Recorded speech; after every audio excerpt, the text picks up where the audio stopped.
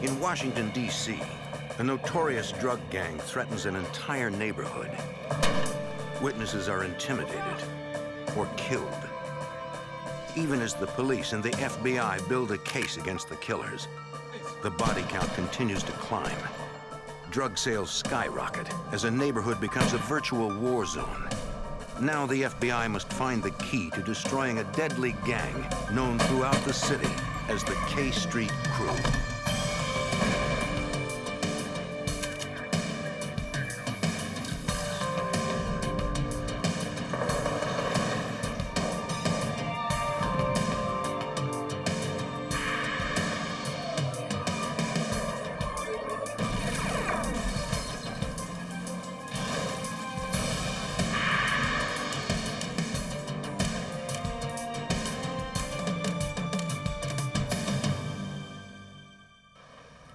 In the 1990s, the war on drugs was in full swing.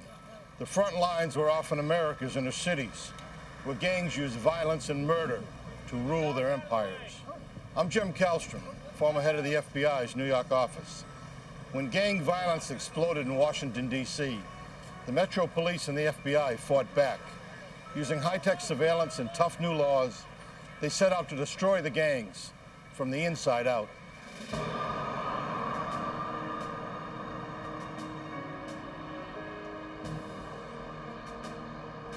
Washington, D.C. In this city of monuments and museums lies the heart of American justice. The Supreme Court, the Department of Justice, the Federal Bureau of Investigation. But even our nation's capital is not immune to crime. March 22nd, 1991. 20-year-old Wendy York returns home after running errands. Teresa! She shares an apartment with her cousins, Terita and Teresa Lucas. Teresa is in the living room, lying on the couch. Her face is covered with blood. Oh my God!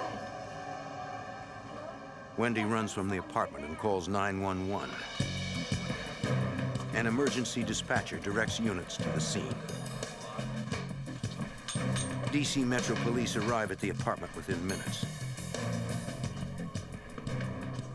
Teresa Lucas has been shot through the head.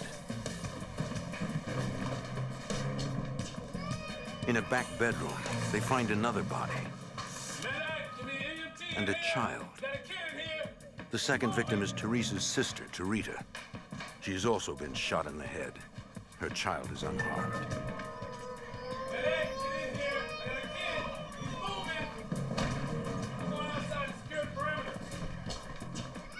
Police discover another baby, terrified but also unharmed. It's Teresa's child. It seems both children have been alone with the bodies for hours.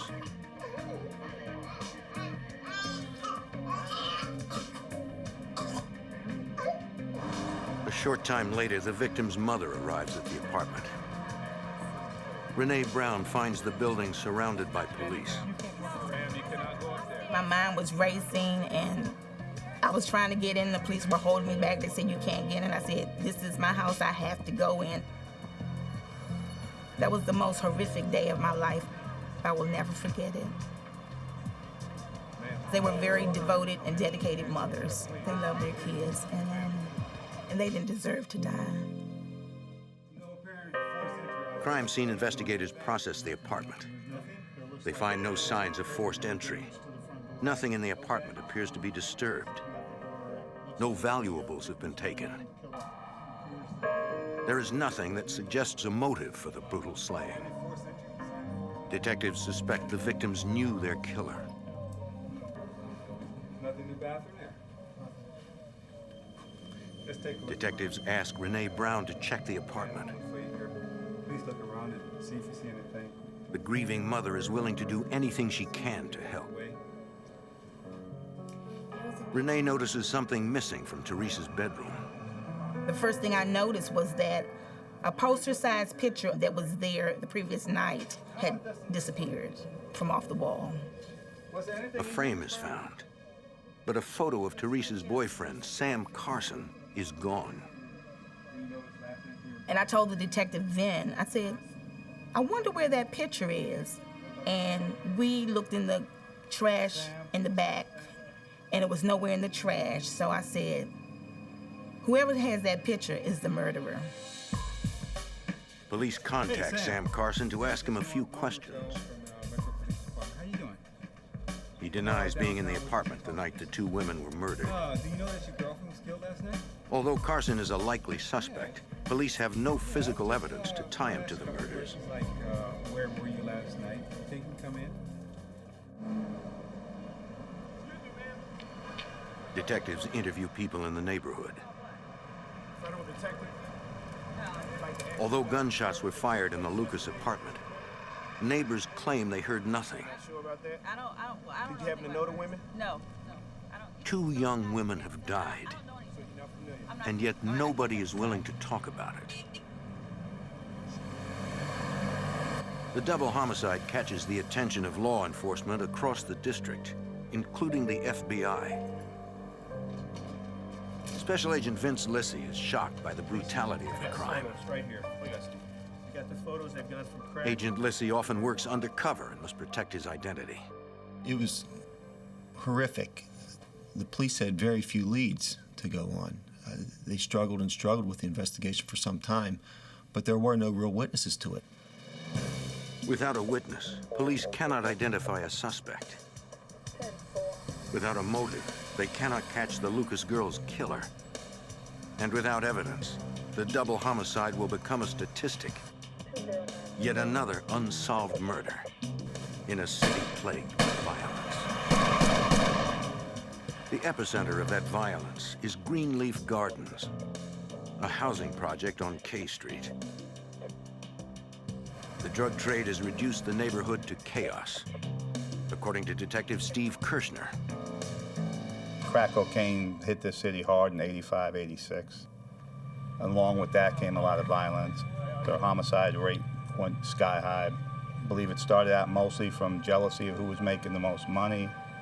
There were kidnappings, assaults. Just led to a very violent area. Buyers, many of them from the suburbs, made the dealers on K Street rich. The area provided few economic opportunities, so the lure of easy money proved a powerful recruiting tool. It was a huge moneymaker for them. And it was pretty hard to tell a 14 or 15-year-old kid, hey, listen, go to school, do all the right things, whenever they can go out on the street, sell crack and make $1,000 a day. They could buy all the things that they didn't have before because they live in an impoverished home. With millions of dollars in easy profits at stake, competition between dealers grew fierce.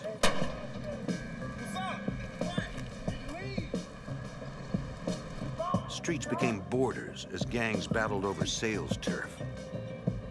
The neighborhood was a powder keg, according to Metro Homicide Detective Tony Brigadini. The area was deadly. Numbers that we have compiled over the years of the investigation show that this was probably one of the most deadly areas in the District of Columbia.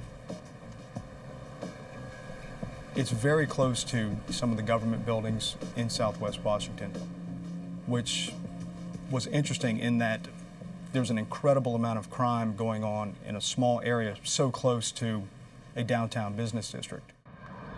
The FBI and DC Metro Police formed the Safe Streets Task Force. Their job is to clean up a neighborhood that has become a war zone. Agents canvass the streets, looking for information on the gangs. Detective Henderson, we're conducting an investigation here on a murder case? Yes, sir. What about looking at these photographs? It doesn't you recognize them for one of these young ladies? Residents are too afraid to talk or even be seen speaking with investigators. If you walk up to somebody's door and you knock on their door and ask to speak to them, in about 3 minutes, everybody in that neighborhood is going to know that the police are there. Frustrated by the lack of cooperation, agents try a different approach. Sometimes we follow people to work. We try to get them away from a neighborhood. We try to do whatever we can so that the people in the neighborhood don't know they're witnesses. Slowly, the residents open up. They talk about drug dealers who have taken over the neighborhood. Tell me about him. The K Street Crew. The gang is led by Vincent Hill, a ruthless sociopath who seems to thrive on violence. If somebody came up and irritated him for any reason whatsoever, he had no problem grabbing a baseball bat, a hammer, anything he could, and hit them with it. Hill's money and his brutality make him the most powerful man in the neighborhood, according to Metro Detective Neil Trugman.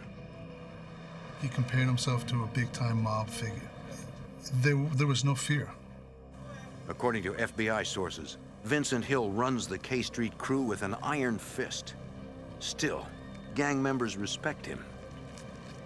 Vincent Hill had a reputation for being a bully, but at the same time, others looked up to him because they saw that he had money, he had nice clothes, he had fancy cars. While he's manipulating them into selling drugs, they would see him beat somebody up for not giving him enough money. So all of these things kind of led the others to look to him as somebody that you didn't want to mess with, you didn't want to challenge, but at the same time, he was a way that they could make money. The distribution of crack cocaine carries severe penalties. A conviction could get Vincent Hill and his crew off the streets permanently. I think they're going to start selling a lot of marijuana. Agents launch an investigation into the gang's crack dealing. They can make 2, 3, But Hill's group is already one step ahead. Before the FBI can bust the K Street Crew on cocaine charges, the gang suddenly shifts to selling marijuana. They realized when they were selling crack cocaine, you're looking at stiff time. Selling marijuana was a misdemeanor. More than likely, you wouldn't get any time for it. The demand is huge. Buyers pour in from the suburbs. The gang maintains its profits, minimizing the risk of jail time. It just took off like a rocket. Everybody was making money. People were making $3,000, $4,000, $5,000 a day just by selling marijuana. Thwarted by the gang's move, the task force regroups as the dealers grow even bolder. I would drive by in unmarked cars, and they would hold bags of marijuana up, 3 for 20, 3 for 20. And then when they finally got close enough to realize that you were a cop, they would run. The dealers simply abandon their stashes until the cops leave. Minutes later, the dealers return to the exact same spot with a new stash and set up shop again. As business expands, the violence escalates, sometimes involving innocent victims.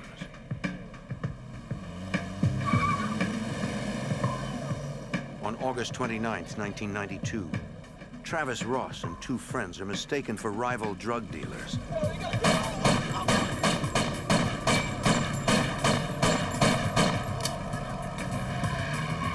Ross is killed instantly. Both of his friends are critically wounded. Police interview the survivors. They say they have no idea who shot them or why. Their reluctance to answer questions is understandable. Police believe the K Street Crew has already murdered a dozen people who cooperated with authorities. What they don't know is how the gang is able to identify these potential witnesses. In 1995, Bruce Spencer is shot 5 times at point-blank range by a K Street Crew member. Somehow he survives. He is willing to identify the man who shot him. The task force immediately places Spencer in protective custody. He's registered at a D.C. hospital under the name John Doe. While Spencer recuperates, Agent Lissy and other investigators scour Greenleaf Gardens looking for the men who tried to kill him. On K Street, Agent Lissy and Detective Trugman find themselves face to face with Vincent Hill, the gang's notorious leader. He said, look, all your witnesses are going to die, every one. Even your buddy who's in the hospital under the name John Doe, in room, and he told me exactly what room it was. And I shook my head as if I didn't know what he's talking about, but I knew exactly what he was talking about. They wanted to let us know that it was their business to locate witnesses and silence them.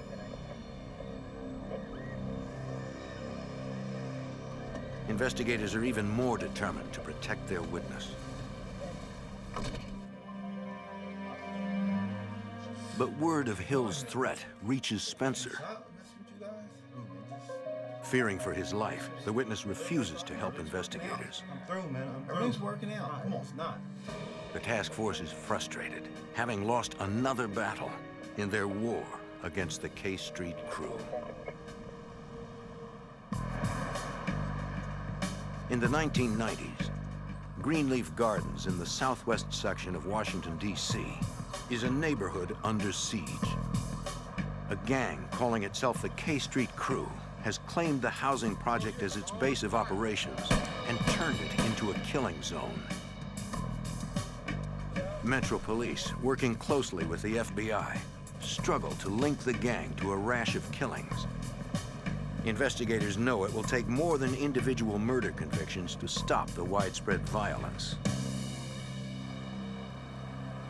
They need a strategy that will take down the entire gang.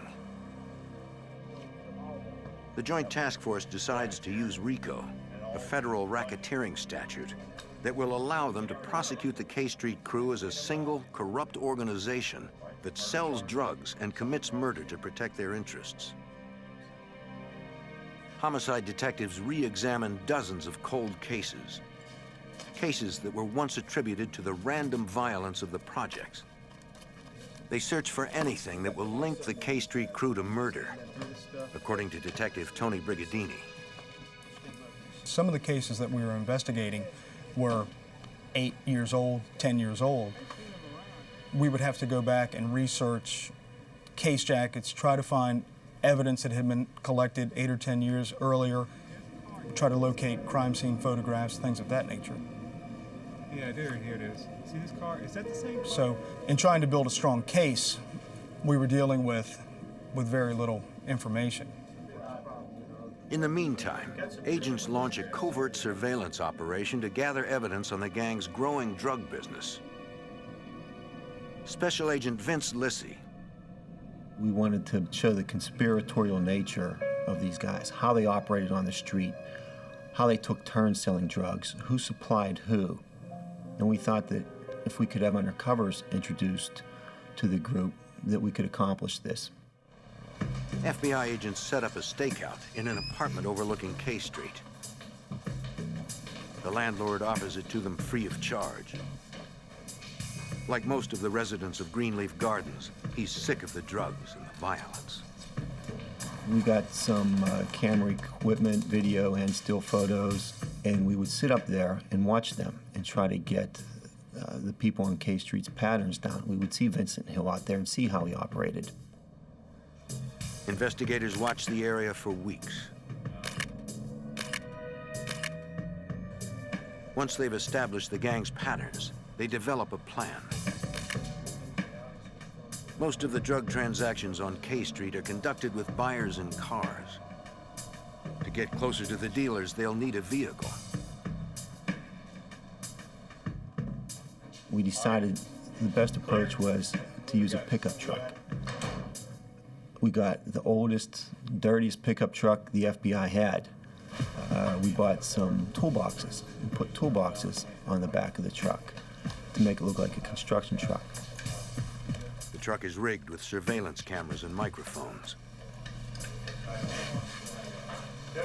Two Metro investigators, Joe Abdallah and Jim Scheider are recruited from another precinct. As outsiders, they will not be recognized by gang members. They will pose as construction workers to make drug buys. Metro investigator Joe Abdallah. So me and Jimmy had it prearranged. If I was in any trouble or I felt my safety was in jeopardy, I was gonna run for that truck, and depending on the situation, Jimmy was gonna take off with me jumping in the back of that truck, or he would get out with his firearm. The main target of the surveillance operation is Vincent Hill. The undercover officers expect they will have to make several buys before they can make contact with the gang leader. 5 cars carrying 2-man teams form a perimeter around the neighborhood. They stand by on their radios, awaiting Lissy's orders. We had all this in place. We had the cars situated throughout the neighborhood. And we said, okay, let's go, let's try it. Nobody moved until I said something. As the officers attempt their first undercover buy, Jim Scheider knows he is heading into dangerous territory. As soon as we turned the corner, my heart started racing. We knew that there was no turning back at that point. Abdallah and Scheider look for a dealer, any dealer, to buy from. Then on a street corner, they spot Vincent Hill, flanked by his lieutenants.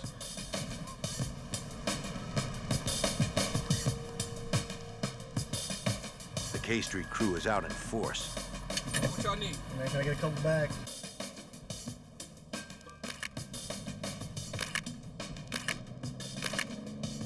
Abdallah doesn't think twice. He gets out of the truck. And I'd asked if I could get 2 bags for $40, which meant 2 bags of marijuana, which were $50, but if I could, I'd get them for $40 a piece. An individual to my left side ran to go get them from a stash, which was on a fence line. And Vincent Hill said, no, you'll take 2 for $50. I put the money down, and then I walked away. The surveillance team documents the entire transaction. They now have the leader of the K Street crew on videotape, personally selling marijuana to undercover officers. Joe bought from Vincent Hill the first time, and we said, wow, this is too easy. Within 30 seconds, the deal was done. Jim and Joe rolled back to the office, and we were just amazed. The task force has been prepared to wait weeks, even months, to make contact with Hill. But it happened in less than a minute. The FBI presses their advantage. Over the next 6 months, they continue to buy marijuana directly from Hill, gradually increasing the quantity.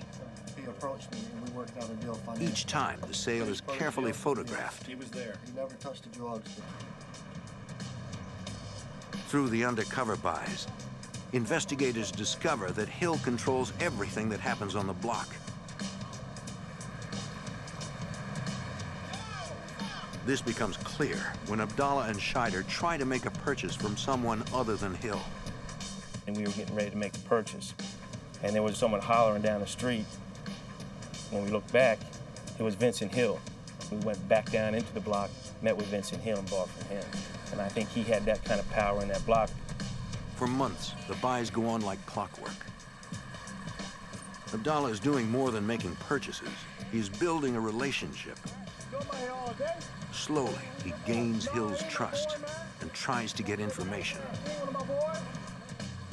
I tried to get any conversations I could from him. And there were times when I'd try and draw a conversation from him where he would say, look, if the police come in the block, I have a place to run to, you don't. So tell me what you need, let's get it over with. And there were also times when I had a conversation with him about setting up weight purchases, or more than the $20 bag, what we would call wholesale quantities, like quarter pounds. Abdallah begins buying in bulk, moving from ounces to pounds. He tells Hill he is selling marijuana at the construction site where he works. There were occasions when he would actually front me drugs, which would mean he'd give them to me for free for payment at a later date. We had that kind of trust. And he even gave me good advice on when buying the weight. He would supply me with the smaller $20 bags. He gave me packages of those at some points, and he would tell me how to juggle it, or break it down and sell it in the quantities to my friends. And he gave me helpful hints on how to do that. For 6 months, the operation runs smoothly. Then, a routine buy puts everyone on guard. At one point when I made a buy from him, I got back into the truck and Jimmy was driving and I was in the passenger seat, and Jimmy said, "Hey, he's waving at you."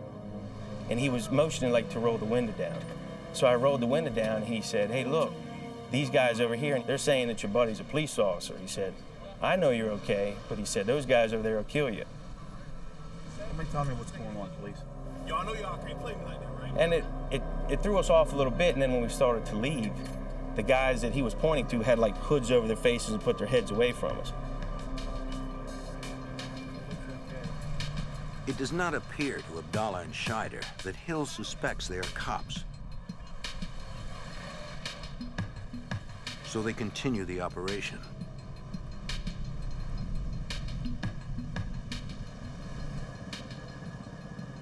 A week later, the two detectives pull into K Street. Vincent Hill is there. Hill was cold to me, didn't want anything to do with me. He said he didn't know where they sold marijuana, didn't know what I was talking about. And it was very confusing, because even when he was angry and sold, he was just in a hurry. He'd say, "What do you need? Hurry up and get out of here." But on this day, he's like, "I don't have anything. I don't know what you're talking about. You can go somewhere else." Hill sends them to another dealer down the block.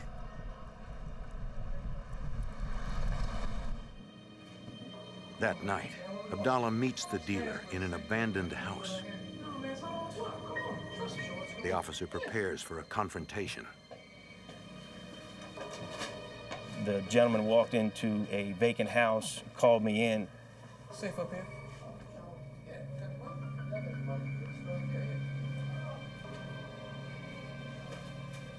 The gentleman tried to give me like a sandwich baggie full of lawnmower clippings. It wasn't real marijuana. So it was that point, we knew something was wrong. Abdallah knows their cover is blown. With backup cars at least 2 minutes away, he slowly talks his way out of the building.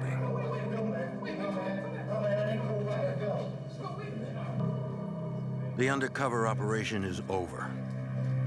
After 6 months of drug buys, the task force still does not have enough evidence to put Vincent Hill and his gang in prison once and for all. Had we charged him with the drug conspiracy alone, it might have gotten them 10 years, maybe 5 years. And what's even worse, they wouldn't have been held accountable for all the violent crimes they committed. So we still needed to investigate the murders and the robberies and the kidnappings and all the violent crimes that were associated with that group. Investigators still have a lot of work to do. In the meantime, the streets rage with violence.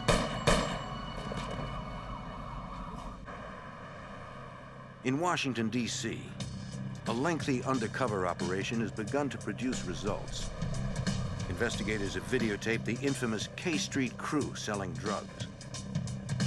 But now, they must find evidence of the gang's more violent activities.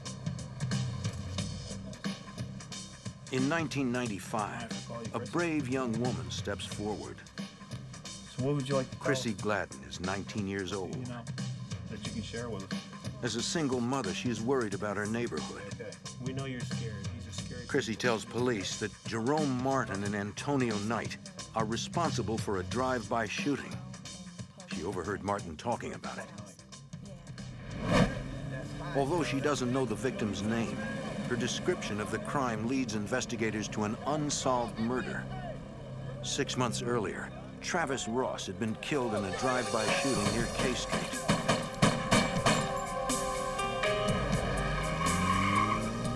Two of his friends were critically wounded. Chrissy wants to testify against the gang. She knows they are the reason her neighborhood is so dangerous. I just overheard a conversation between Jerome. Still, she's afraid. She tells investigators that if she speaks out against the K Street crew, they will kill her. Chrissy Gladden and 2 other women finally agree to testify, but only if the FBI places them in the Witness Protection Program. Special Agent Vince Lissy. We finally convinced Chrissy, as well as these other female witnesses, that we would work with them. We would try to keep them safe and make sure nothing happened to them. We stressed upon them not to tell people where they lived, not to take people to their new apartments. Chrissy's cooperation pays off. Crew members Jerome Martin and Antonio Knight are indicted for murder. Alrighty, pull the slide up to your bicep. There you go. Lissy believes they have enough evidence to get a conviction. Even though 1 witness has recanted, 2 others, including Chrissy, are still willing to testify. It's not a big deal. The week before the trial of Jerome Martin, we're constantly re-interviewing witnesses, talking to them, getting them ready to testify. We want them to know what questions they're going to be asked if they take the stand to testify. And the week before, we had Chrissy in the U.S. Attorney's office. We got her ready. She pretty much knew what was going to be expected of her. She wasn't an eyewitness to the murder, but she did fill in certain gaps. Don't be scared. 4 days before the start of the murder trial, Vince Lissy receives a call from one of the witnesses. I'll set it up. She was frantic, screaming, crying, telling me, they killed Chrissy, they killed Chrissy, Chrissy's dead. And I couldn't believe it. And then whenever I realized what she was talking about, it was like somebody punched me in the stomach. Agent Lissy drives over to the Southwest District.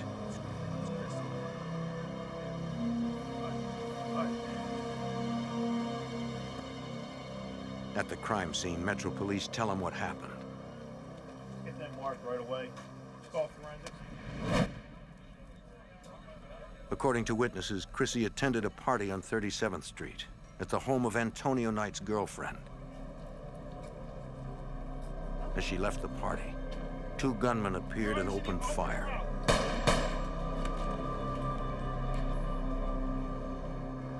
By the time police arrived, Chrissy was already dead. Not surprisingly, investigators are unable to find a single witness willing to identify Chrissy's killers. The message from the K Street crew is clear. Talking to the police is a death sentence. Chrissy thought that everything was fine. She trusted her friends, she trusted the people in that neighborhood, thought she could go back there and nothing was going to happen.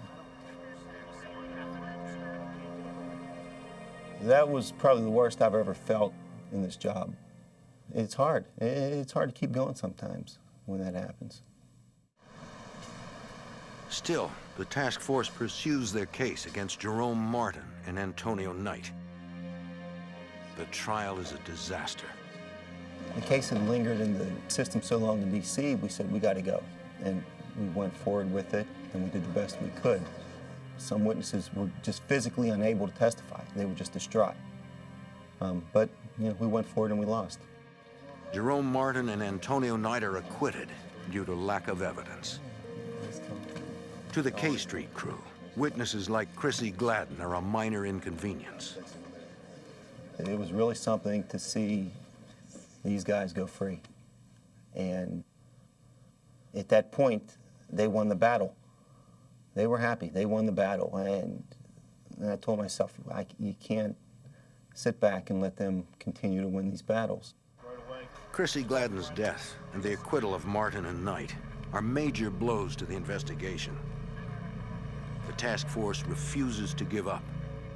Somehow, they will find a way to bring the K Street crew to justice. In Washington, D.C., the K Street crew is terrorizing a neighborhood with drugs and violence. Investigators spent months working with 19-year-old witness Chrissy Gladden, who agreed to testify against them. On October 5th, she was gunned down outside a party. Even without witnesses, Detective Steve Kirshner is determined to find her killers. We stayed on it. trying to find a break in that case. And we did everything we could. We printed up flyers, offered a reward. It really crushed the investigators on the case, especially Vince. It's horrible. It's just, you know, part of you says, what more can I do? That's it. You want to wave the white flag. But the other part of you says, wait a minute, I'm not going to give up. You know, I'm not going to give in to their ways of justice. It's not the way it's supposed to be. Less than a month later, the FBI and DC police get an unexpected break in the case. Robert Butchie Smith, a senior K Street crew member, is arrested for drug dealing. In an effort to get Smith to talk about the gang, the FBI tells him he faces federal racketeering charges.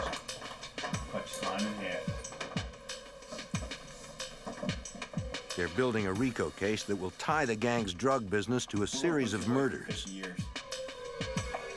The tactic works.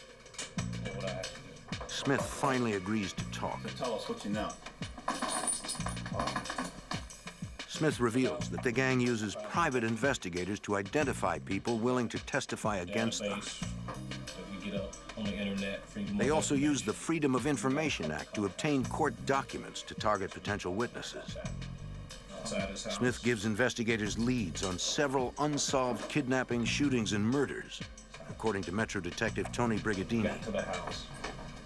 He had very specific, protected information of the crimes and the business dealings that the members of the K Street crew participated in. Smith specifically mentions a triple homicide that his nephew, William Sweeney, told him about. Sweeney, along with Sam Carson and James Montgomery, are fellow members of the K Street crew.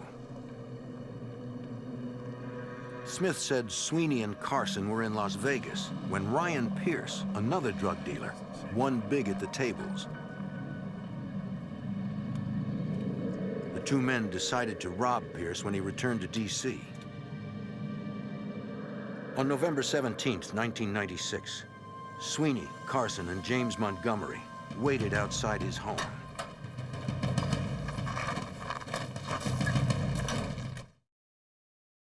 Pierce arrived late that night, along with 3 friends.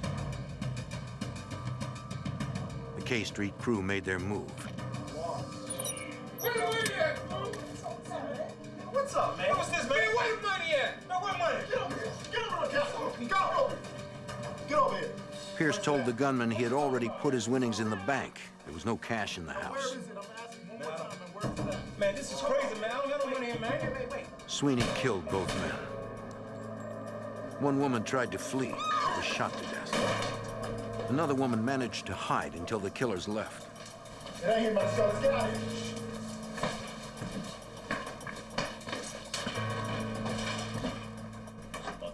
According to Butchie Smith, the K Street crew usually kills people in response to a threat. But Pierce's murder was different. This time, it was all about greed. My nephew, Sweeney. Investigators hope that Smith's inside information is the break they need to finally bring down the gang. At that point, then we knew, okay, now we can start to get the framework of an indictment ready so that we could go and start to prepare charges against these guys for crimes other than the drugs. Smith agrees to become an FBI informant in exchange for a reduced sentence. It's a risky decision. I'm dead. I'm done. If anyone finds out he's talking to authorities, Vincent Hill will have him killed. Technicians analyze a single fingerprint found on a screen door at the murder scene. It matches Sweeney's prints, corroborating Butchie's story. What also helped us was we got William Sweeney's cellular telephone records. And some of the people working the case began to go and investigate that. And they contacted the cell phone company and found out that the cell phone was used near the scene of the triple murder at the time of the murder. Investigators move quickly to neutralize Sweeney. In April 1997, he is arrested on unrelated charges. While awaiting trial in jail, Sweeney receives a copy of his own arrest warrant from his attorney. An unnamed source is listed as an informant against him. 2 months later, just when it looks like the task force is about to put an end to the gang's operation, Robert Butchie Smith is gunned down in broad daylight. The FBI informant has been shot a total of 13 times, mostly in the head. When Butchie got killed, it brought back all these feelings and the memories, and you know, it's hard. It's hard to keep going sometimes when that happens. Much like Chrissy's murder, there were no leads. Although many people were out on the street and saw it that day, nobody would come forward, nobody talked. Butchie Smith's murder threatens to unravel the case against the K Street crew. Investigators have lost their only informant. The brutal killing scares away other potential witnesses. After Butchie's murder, we sat around looking at each other like, what do we do now? Where do we go from here? It really took a lot of the wind out of our sail. We ain't stopping. We had to figure out how we can continue with the investigation. Where were we going to go? We thought, okay, we can follow up with the leads Butchie gave us, but still, we needed somebody on the inside, and we no longer had Butchie to give it to us. We had to gather around and tell ourselves, we can't let this get us down. We can't stop.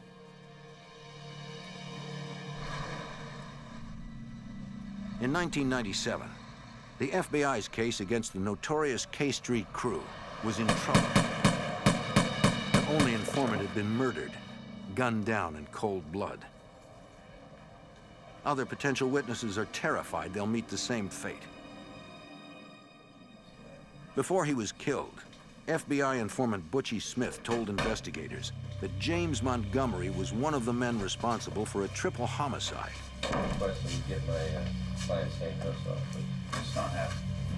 Montgomery is arrested and brought in for questioning. Mr. Montgomery, interesting. You got like... Special Agent Vince Lissy pressures the suspect to talk about the triple homicide and the rest of the gang's crimes. Montgomery is already facing a long prison term for the murders. Anyone tell me about anything that you know? In the end, he decides to cooperate. Montgomery admits his role in the triple homicide. He also confesses to 7 murders, including that of cooperating witness Chrissy Gladden. Lissy presses for more leads on crimes committed by the gang. Montgomery reveals that crew member Sam Carson killed informant Butchie Smith. What else you know about Carson? Then he drops a bombshell. He told me, do you remember when the 2 girls got killed? And I asked him, which 2 girls? And he said, the ones back in the early 90s. I knew exactly what he meant. Montgomery is referring to the unsolved murders of Teresa and Tarita Lucas. And he began to tell me about it, and I just couldn't believe it. What do you want, Sam? I just want to come in and talk to you for 1 or 2 minutes. According to Montgomery, Sam Carson had stashed a bag of guns at the home of his girlfriend, Teresa Lucas. When he asked her to return the guns, Teresa claimed she didn't have them. She didn't want them around her children, so she threw them away. Can I use the bathroom real second, please?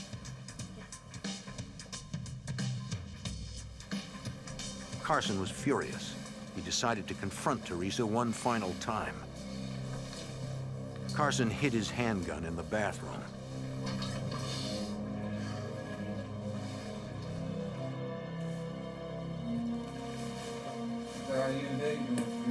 He tried to calm Teresa's fears by showing her he was unarmed. You know what this is about. I want my guns, Teresa. He began again to ask her, where's my gun? I need my gun. Where did you put him? No, nobody has them, Sam. I just threw them out. I want them right now. No, Sam, there are children in the house. I I want my guns. And she gave him an answer that wasn't satisfactory. All right, you want me to go? Just go. You want me to go, right? I get out. He went back to the bathroom, retrieved his gun. That's for the wrong person, Tracy. Sam! Killed her. Sam walked into the bedroom, and as Tarita was waking up and starting to sit up in bed, he shot and killed her.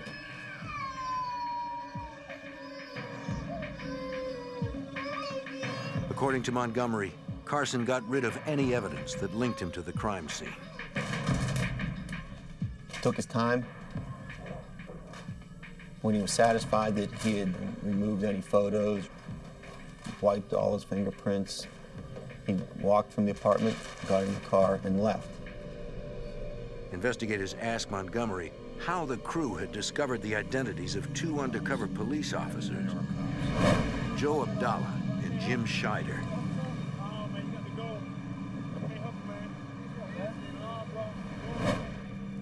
Montgomery admits that someone from the other side of town recognized them as law enforcement and told Vincent Hill.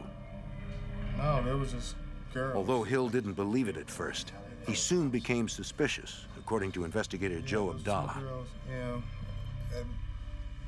Back in the On a 90s. subsequent buy we made after that day, they followed us in the truck as we left and followed us back to the FBI building where was our meeting spot after the buys took place.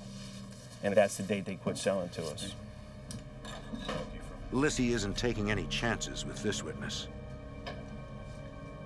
He decides to move Montgomery out of state for his own protection. In the fall of 1997, Montgomery pleads guilty to 7 murders. As part of the plea agreement, the court seals details of his sentence and whereabouts.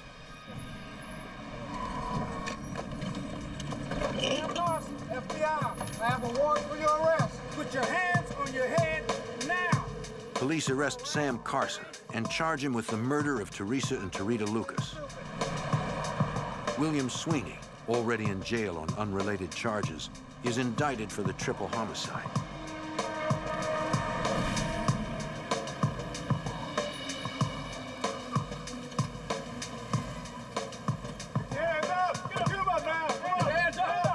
With Montgomery safely hidden, law enforcement begins to dismantle the K Street crew's infrastructure.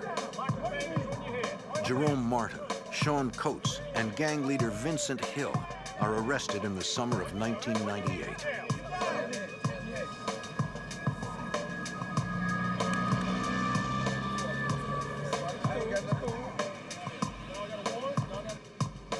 A federal indictment charges the gang with 13 murders, 87 counts of racketeering, drug distribution, kidnappings, and robberies. A federal judge permits recorded testimony from Chrissy Gladden and Robert Butchie Smith to be introduced at trial. Even in death, the gang's victims point a finger at their killers. In 2001, every gang member charged with murder is convicted. They receive life sentences without the possibility of parole. Gang members not accused of murder plead guilty to charges ranging from kidnapping to drug trafficking. There's no doubt in my mind that if these guys stayed on the street, they would have continued doing what they were doing. That was their life. They knew how to sell drugs, how to rob people, how to kill people. Thanks to the tireless efforts of both the FBI and DC Metro Police, K Street is now a safer place to live.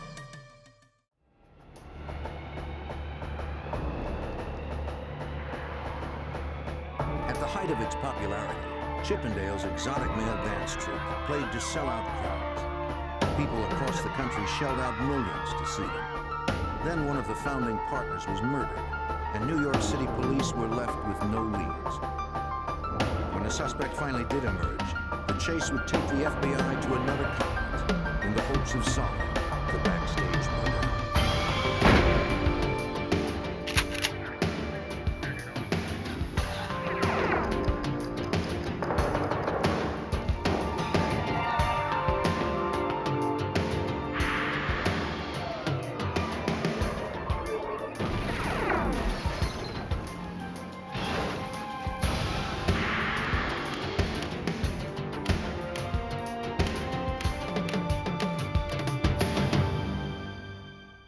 the 1980s, two partners created a nightclub that would bring them wealth and international fame. The male strip club phenomenon promised female patrons fun and excitement, but the bright lights hid a dark side. I'm Jim Kallstrom, former head of the FBI's New York office. The FBI would launch a sting operation spanning 2 continents to bring down a man who killed for profit.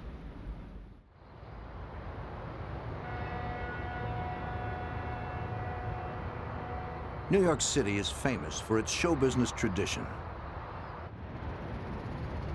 Within a 4-block radius of Times Square, hundreds of offices are rented by producers looking for their next hit. One such place was on the 15th floor of a building on West 40th Street. In 1987, it was home to Unicorn Productions. Nick DeNoia was its founder and president. Curiously, the 5-time Emmy Award-winning children's television producer became best known as the producer and vice president of Chippendales, the exotic male dancers. On April 7th, 1987, he was gunned down. Nick. A colleague heard the shot.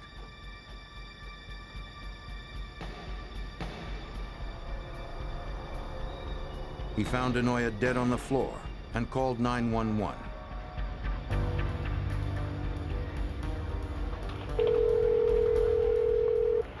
May I help you? Oh, yes.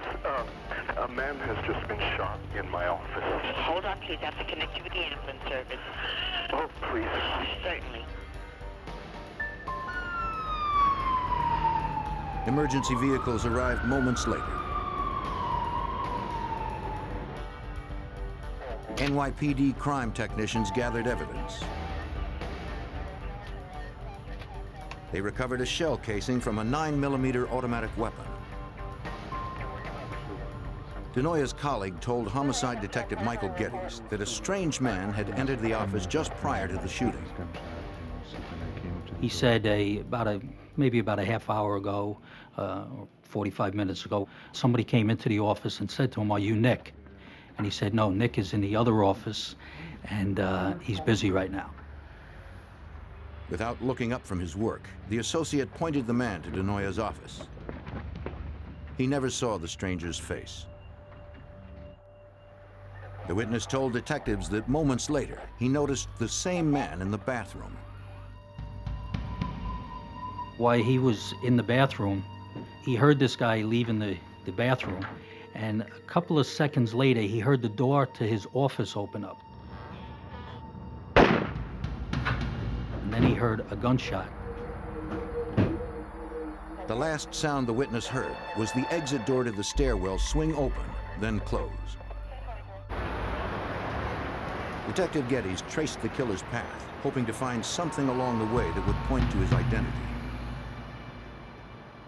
I took down the route that I thought that the shooter might have taken to see if there was any evidence or anything. And I ran down the 15 floors, I believe it was. And when I got down to the end, there was 2 exits. One would lead to the lobby area, one would lead to the freight elevator area. So I exited out of the freight elevator area, then came back in and exited out of the lobby area just to get a feel for the scene. On the ground floor, detectives investigated the freight area. They dusted for prints, but were unable to lift any that were usable. The freight elevator operator had seen a man run through the door and out to the street. He recalled that the suspect wore jeans and had dark hair. He also gave us the exit of how the fella came out of the building as he exited the building on 40th Street, and when he came out, he made a left towards 8th Avenue. Upstairs, 2 city detectives arrived with Nick DeNoia's brother Val from New Jersey to identify the body. The men had been close. Val was devastated by the sight of his murdered brother. Afterwards, Val DeNoia came to the precinct to help investigators in any way he could. Nick's brother wanted the case solved as soon as possible. Detective Geddes hoped Val knew something that could provide a solid lead. Being a detective, one of the hardest things to do is to tell somebody, you know, that, hey, we're not going to be able to solve this case right away unless you know something that can help us. And I explained to him at that time, I said, look, if it was something that happened here in the New York area, maybe it was a business relationship here or a relationship, a love relationship, or some kind of emotional type of relationship, we have a good shot of solving that crime right away. For Val DeNoia, one name came to mind, his brother's business partner, Steve Banerjee. Banerjee had known Nick DeNoia since the early 80s.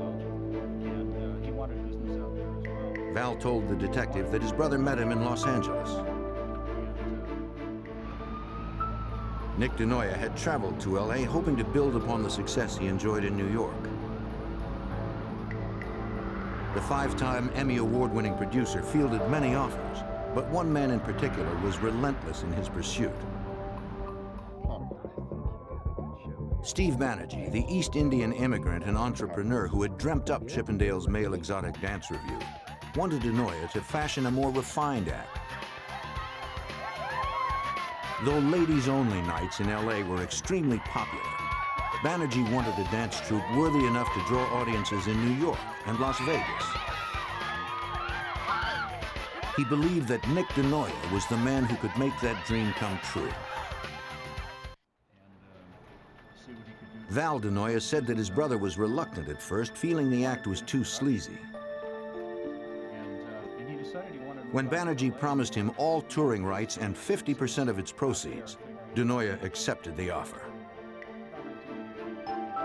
Nick polished the routine and booked the troupe at Club Magique in New York. The newly styled Chippendale's dancers became an instant hit. But shortly after his success, Val told the detective that Nick's relationship with Banerjee had soured. Banerjee demanded a larger percentage of the touring profits, but Nick refused to give in. They were always constantly arguing, and they were arguing about different ends of the business, and, you know, it's just like regular business partners, you know, but they were having trouble. And DeNoia was starting to take his troupe out, and he was going to form a new business. He was doing very well. In the weeks prior to his death, Nick was negotiating touring deals for a troupe he designed to compete directly with Chippendales. Stealing market share from Chippendales could cost Banerjee millions. Val offered the detectives his brother's financial records. NYPD set up surveillance at Nick DeNoia's funeral since detectives suspected he'd been murdered by someone he knew. Nick's brother would help identify as many mourners as possible. Nick's partner, Steve Banerjee, was among those who paid their respects. The following day, investigators phoned Banerjee in California to inquire about his relationship with his late partner. For Detective Geddes, the interview had a subtler agenda than fact-finding. We were trying to get what we call a negative interview, you know, where if he says, no, I had nothing to do with it, we were great friends, and things like that, just to try to disprove things that were starting to be said, so if later on it was involved with him, we could just tie it all together. You know, it's, like I said to you, it's Banerjee never contradicted what police already knew. You know, he acknowledged that he and DeNoia did not get along, and admitted that he was upset that his partner had formed a new dance troupe. Someone who can verify that for you. Any help that I can do, officer. Banerjee added that on April 7th, the day of the murder, he had been in Los Angeles the entire day. Yeah, you know. That did not rule out the possibility that a hitman had been hired. Thank you very much. But detectives had nothing to prove it. The DeNoia family offered a substantial reward for anyone who came forward with information. Police received several calls, but none panned out. We always felt this fellow, Steve Banerjee, had something to do with it, but nobody could really give us any concrete evidence or even steer us in the direction of where we could tie anybody into what happened. Lacking any other leads, the freight elevator Dark hair. operator from Denoya's building provided his description of the man he saw run from the stairwell. Though he had seen him only briefly, police hoped it would be enough to prompt someone else's memory. Pretty much. Police canvassed the lobby of Denoya's office building well into the evening. They asked everyone who worked there if they recognized the sketch. None did.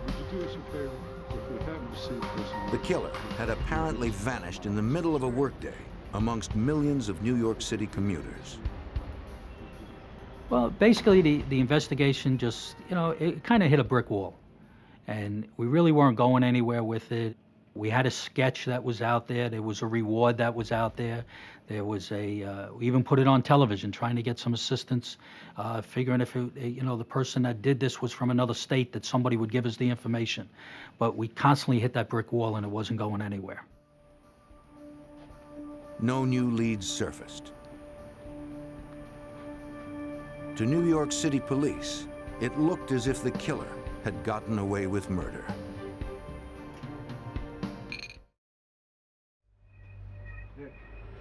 Four years had passed since Chippendale's choreographer Nick Denoya had been murdered in his Manhattan office. The case remained unsolved. Then, in July 1991, over 2,500 miles away, Special Agent Dan West at the FBI's Las Vegas field office received a call. It was from a man who claimed he had been hired to kill two people for $25,000. I immediately wasn't sure whether or not he was just a prank call. It's not unusual for the FBI, especially in Las Vegas on a weekend, to receive prank calls, a lot of alcohol flowing. So I asked him to give me specific details of the alleged planned murder. The caller said that a man named Ray Cologne had hired him to kill two managers of a male exotic dance troupe touring England. They were competitors of the Chippendale's dancers. The source said he did not know why Cologne wanted the men dead, but for some reason the would-be hitman had decided not to go through with it. I'm not sure if the source backed out because of Good Samaritan reasons or because he chickened out. He flew to England and then flew back to the United States almost immediately. I think he flew into Los Angeles and then drove to Las Vegas, basically to hide out.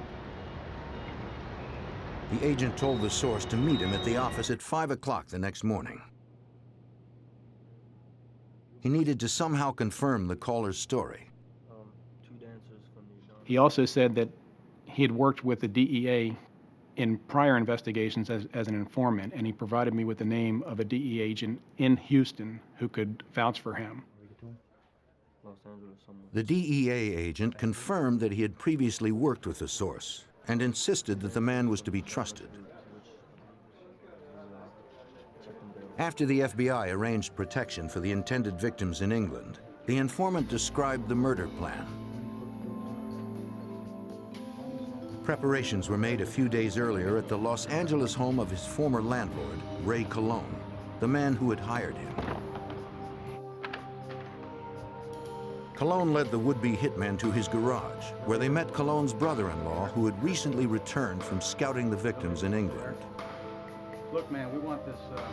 He told the informant that he could find his targets in the town of Blackpool on July 20th, when the exotic dancers were scheduled to perform there. Because of England's strict gun laws, smuggling a gun in was out of the question. Instead, Cologne instructed the hitman to kill his victims by fatal injection. He mixed a dose of cyanide powder into a small vial. They figured it could be smuggled past customs in a bottle of eye drops. The agent needed something more solid than the statement of one informant to bring in Ray Cologne. He consented to get Cologne on tape. The reformed hitman would call Cologne and pretend that he was still in England. What we were trying to get from the telephone conversations was strong evidence that Colon was a part of the plan to kill the two intended victims, if not the organizer of the plan. We had the information from the source, but we had to verify that through the tape conversations.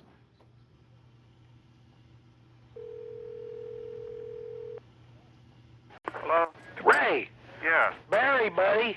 Are you sure that damn stuff is gonna work? It's pretty red, buddy. Yeah, it'll work. Oh, man, I don't want to... But, and if you want to add something to it... How long is it gonna take before they croak and hit down? Is that an immediate, if not sooner? Yeah, right. That's probably potent. You can even put a little, if you want, a little Drano in there if you want. Well, it's gonna kill them right away then, huh? Okay. It was evident from the beginning that Ray Colon was not only a participant in this murder-for-hire scheme, but that he was actually the director of it. Colon provided numerous suggestions to the source on how to best effect the death of these two intended victims. What wasn't evident from the recordings was a motive for killing two managers of an exotic male dance troupe. Do you know who hired Colon? During the conversations, Colon had made reference to a third man who was providing money for the double murder. But the informant told Agent West that he did not know the man's name. 2 days later, on Wednesday, July 25th, 1991, a federal judge in California was convinced that the FBI had enough probable cause to search Colon's Los Angeles home. What's up? Colon was surprised by the warrant. It limited the agent's search to cyanide, travel records to England, and correspondence that could link Colon and his brother-in-law to the intended murder.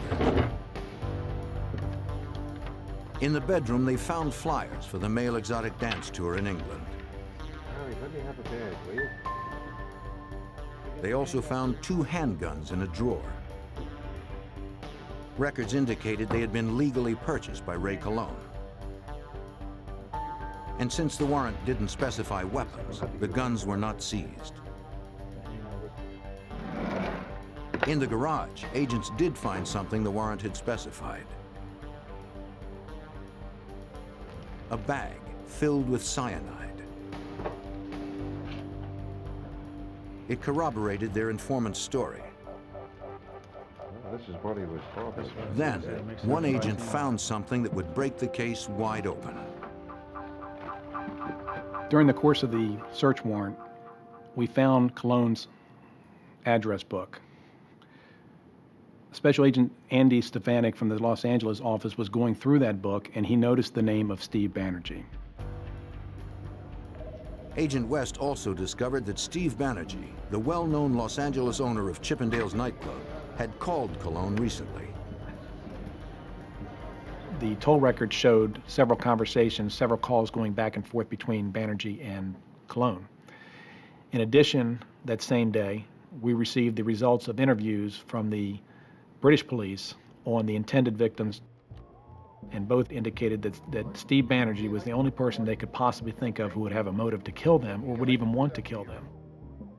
The 2 managers of the rival male dance troupe believed that Banerjee wanted them dead to stop them from competing with Chippendales.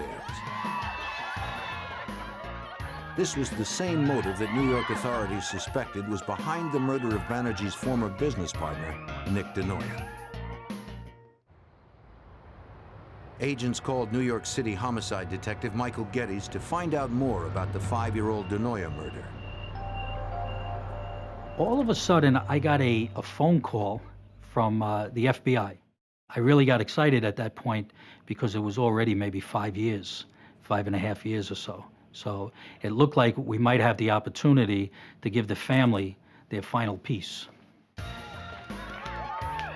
But neither the NYPD nor the FBI had direct evidence against Steve Banerjee.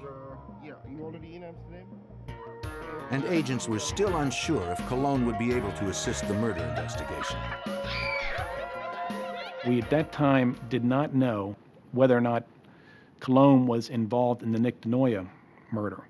The composite picture resembled Colon, but it certainly wasn't a match. Despite their uncertainty about Cologne's role in Denoya's murder, they had strong evidence against him for conspiracy to commit murder. Faced with stiff jail time, the FBI believed he would talk. Cologne knew that he had to take a hit. There was no question about that. He was caught red-handed in the planning of the murder of two individuals. So he had to accept the fact that he was going to go down for some time himself, but that it was going to be a lot less time in jail if he worked with us. On August 2nd, 1991, agents arrested Cologne and his brother-in-law for conspiracy to commit murder. Cologne's arrest would increase the pressure to tell the FBI what he knew about Steve Banerjee and the murder of Banerjee's partner, Nick Denoya. What the FBI didn't count on was that Cologne's arrest would make Chippendale's owner Steve Banerjee far more elusive.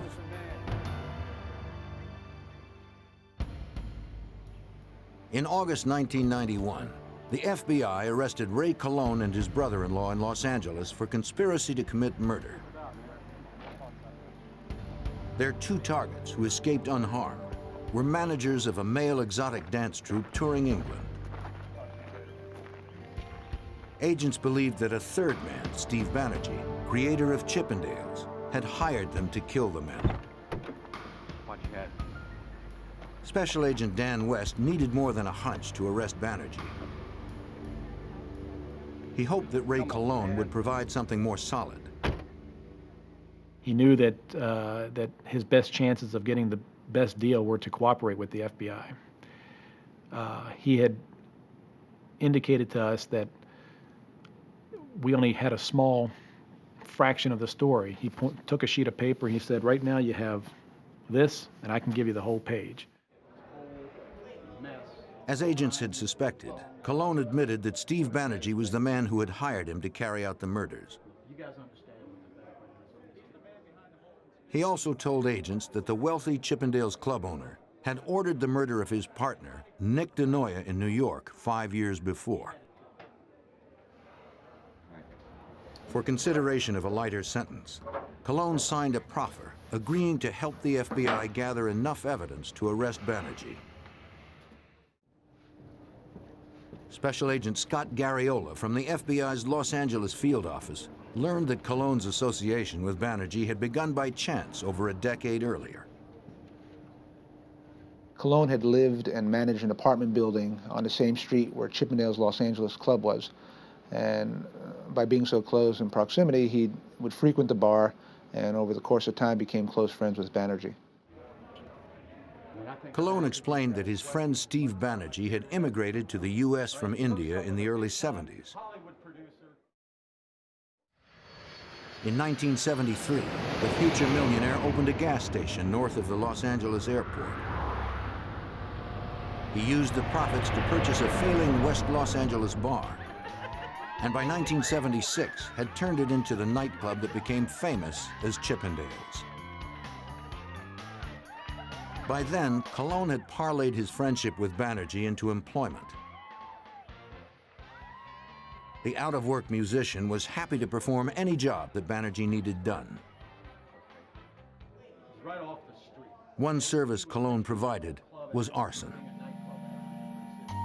Banerjee wanted his competitors eliminated.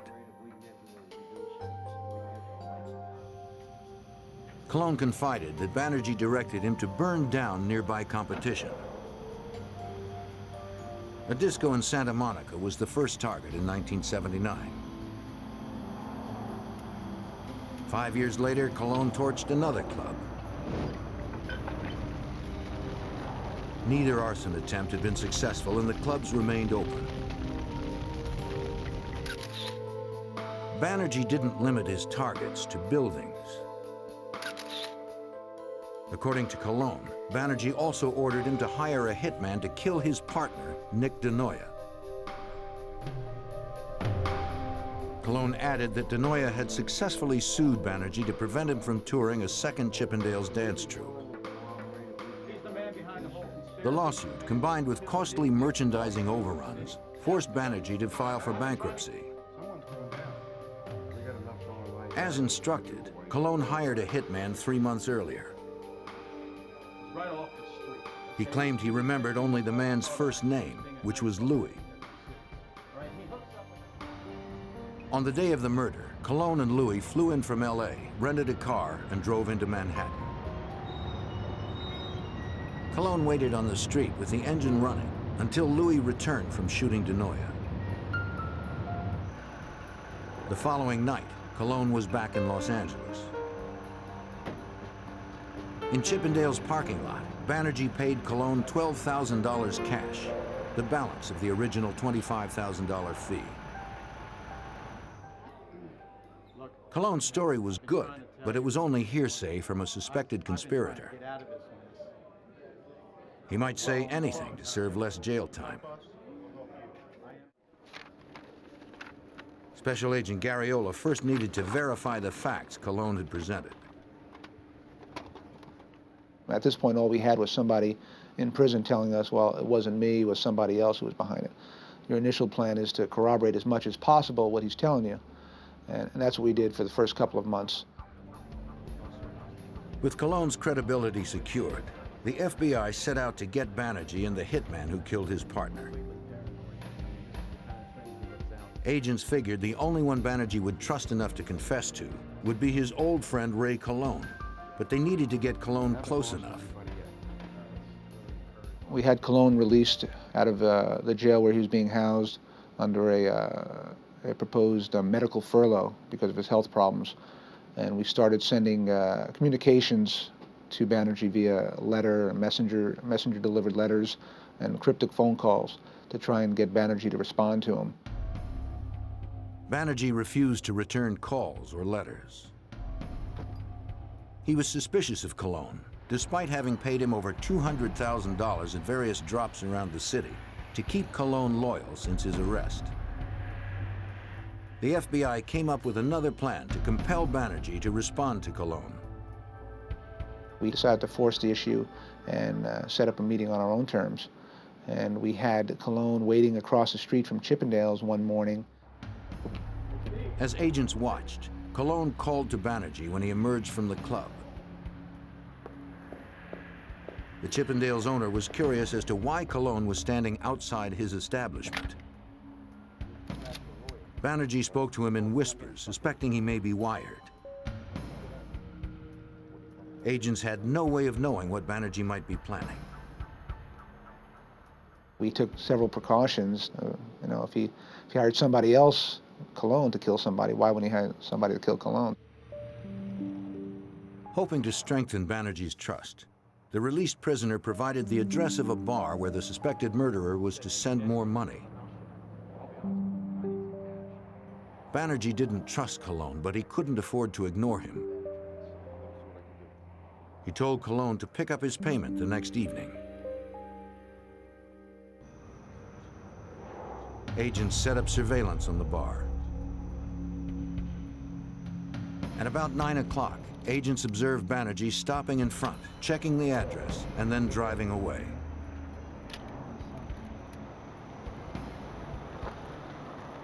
A short time later, a messenger delivered a package.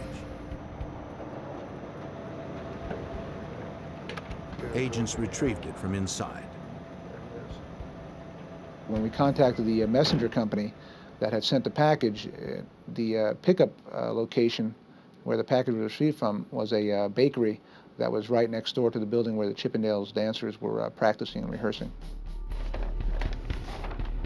Back in the FBI offices, agents opened the package, not knowing what might be inside. It contained $14,000. I guess we got them both. The payoff meant that Banerjee would continue to keep Ray Colon close to him.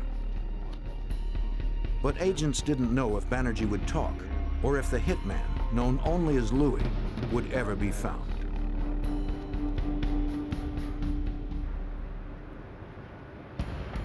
In the summer of 1992, FBI agents continued to surveil Chippendale's club owner, Steve Banerjee. He was suspected of ordering the murder of his partner more than 5 years earlier. Ray Colon, hired by Banerjee to arrange the murder, had been arrested and was cooperating with agents to capture the wealthy club owner.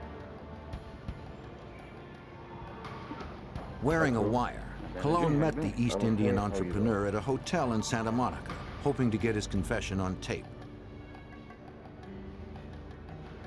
Special Agent Scott Garriola and his team were stationed nearby.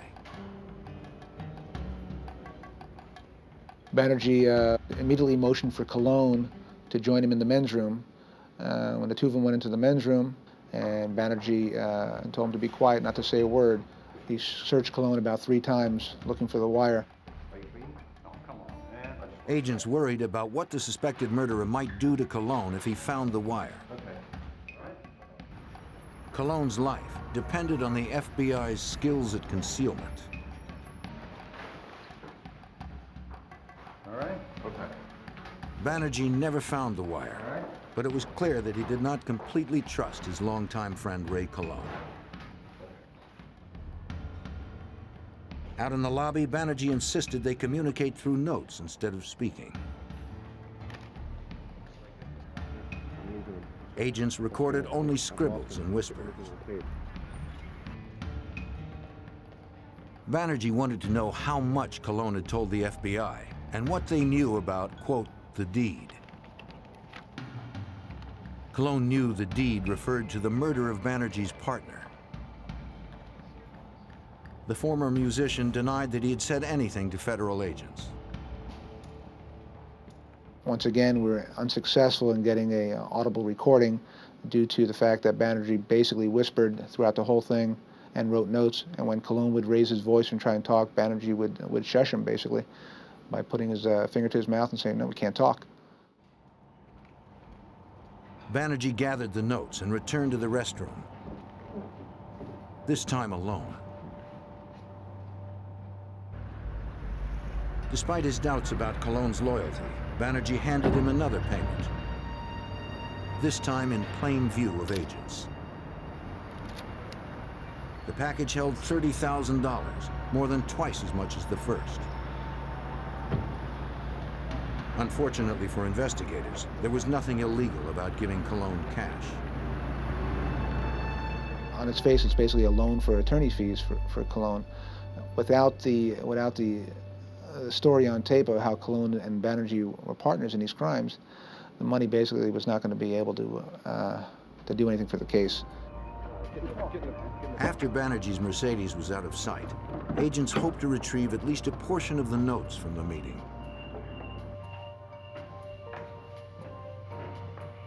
In the men's room under a toilet, one agent discovered a scrap of paper. It seemed that Banerjee had flushed the rest. Though it held only a small pen mark, it would help corroborate Colon's story when it came time to testify at trial.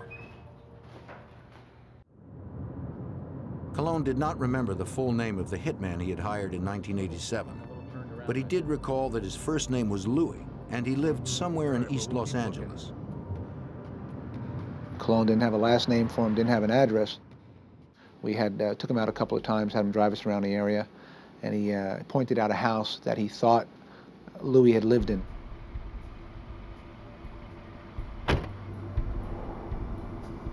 Colon's memory proved correct.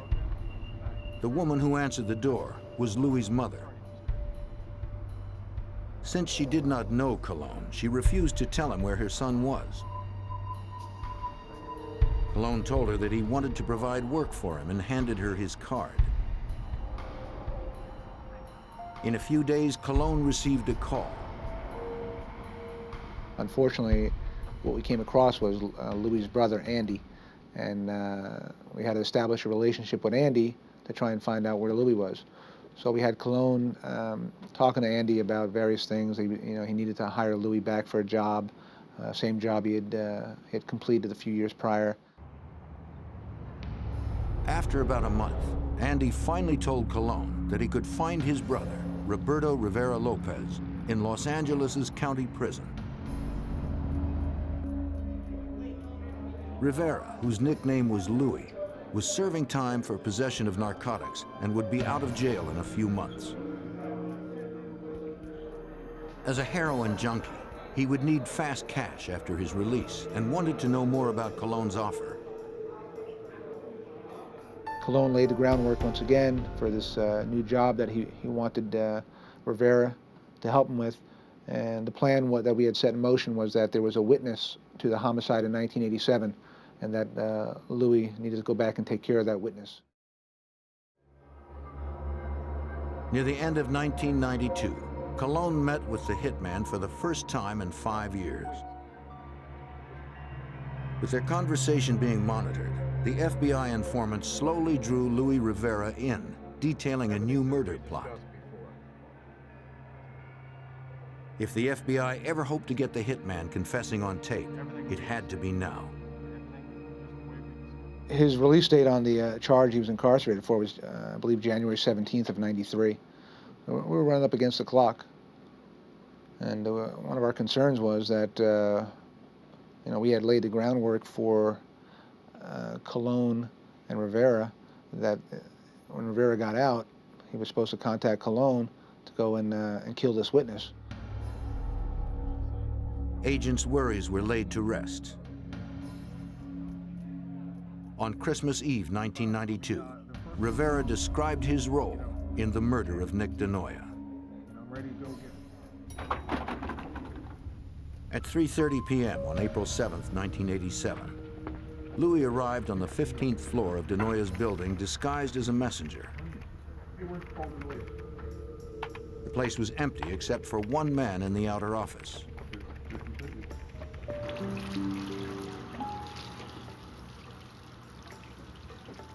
Moments later, when the office worker entered the men's room, Louis exited to kill DeNoia, figuring there'd be no other witnesses to the crime. He found the producer at his desk, pulled out a 9mm semi-automatic, and fired from 3 feet away. The FBI had it all on tape. Ray Colon had fulfilled half of his agreement with the FBI to receive sentencing consideration on his charge of conspiracy to commit murder. The other half hinged on his ability to secure a taped confession from the man who had ordered DeNoia's murder, his longtime friend, Steve Banerjee. So far, more than a year after his arrest, Colon had been unable to do that.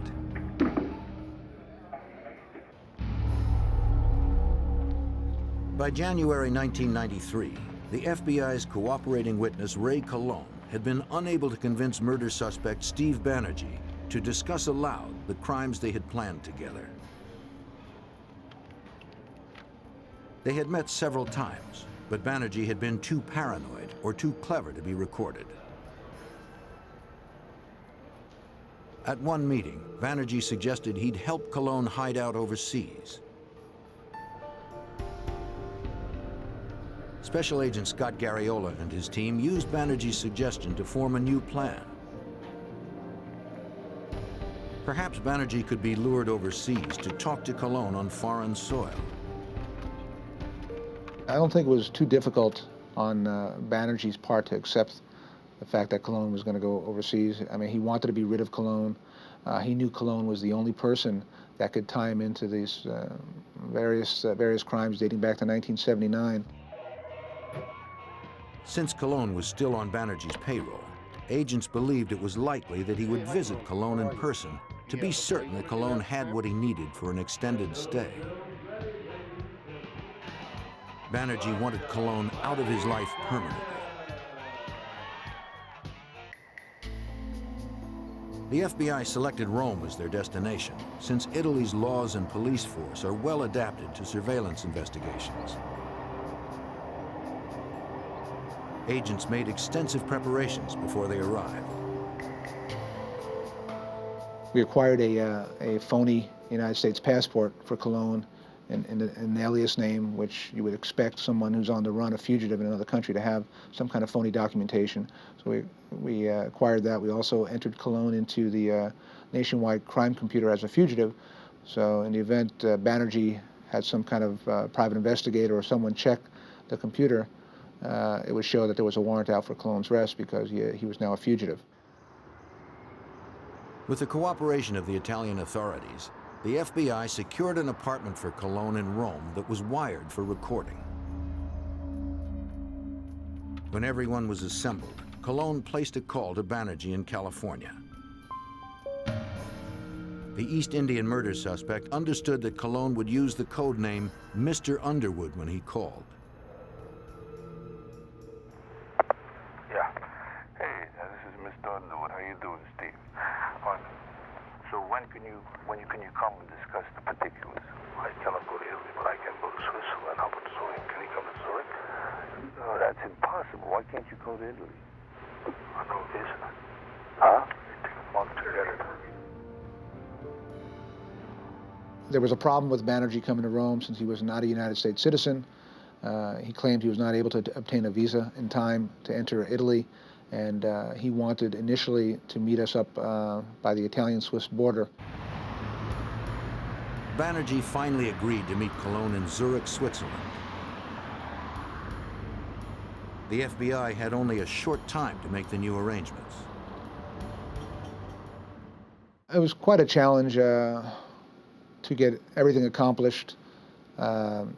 Basically, this was a Friday, I believe, and it was basically one day since no one worked on a weekend back in the States. We had to get everything, all the necessary approvals for the travel, the country clearance. We had to get the U.S. Attorney's Office to contact, through a mutual legal assistance treaty, contact their counterparts in Switzerland to get the authority, the legal authority to do the consensual recordings. It was quite arduous, to say the least. We will take Despite the brief turnaround time, the FBI and Swiss authorities would be ready. across towards the main door. The plan was to wire Cologne for a meeting in the hotel lobby.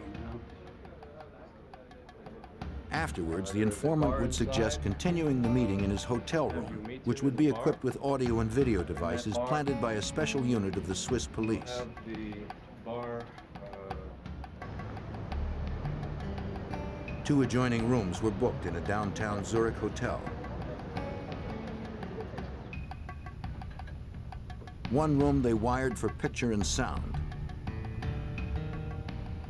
The room next door would hold the monitoring equipment. Agents hoped that this time, their efforts would finally be rewarded with Banerjee's confession on tape. From the time of his arrival at the Zurich airport, Steve Banerjee would be under constant police surveillance. The plan was for Cologne to call Banerjee and arrange a meeting in another hotel late in the afternoon.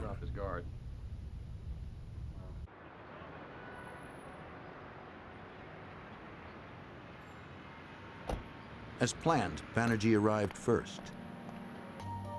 Undercover agents and Swiss police were stationed throughout the hotel dressed as staff. He waited in the bar where he was expecting Cologne's call.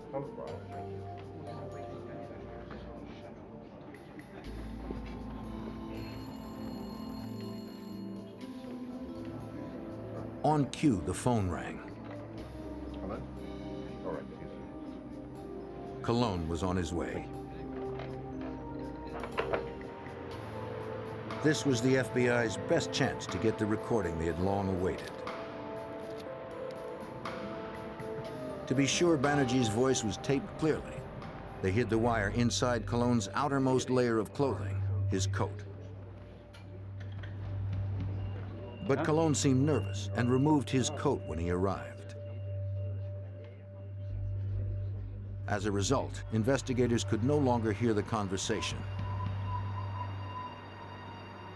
Years of pursuit hung in the balance. It seemed unlikely that Banerjee would agree to meet Cologne again anytime soon. We had ourselves a major problem. So what I initially did was, since I was monitoring the conversation from the outside, I went into the doorway of the restaurant, and hopefully in Cologne's line of eyesight, and I took my jacket off a couple of times, hoping he would get the idea to put his jacket on. Nobody's going to come back at us. Okay. The receptionist. But the agent couldn't get Cologne's attention. Testimony isn't going anywhere. The informant was apparently too nervous to look anywhere except directly at Banerjee. The Swiss police, they came to our rescue. They went in there and they closed the whole restaurant down. They went in and talked to the owner, the manager of the restaurant, said, hey, we got a little problem. We need to shut this restaurant down. Fortunately, there weren't too many customers in there, and basically they closed the restaurant down, which forced Colon and Banerjee to leave the restaurant. After moving to a noisier bar in the hotel, Colon suggested they'd be more comfortable relaxing in the room where Colon was staying.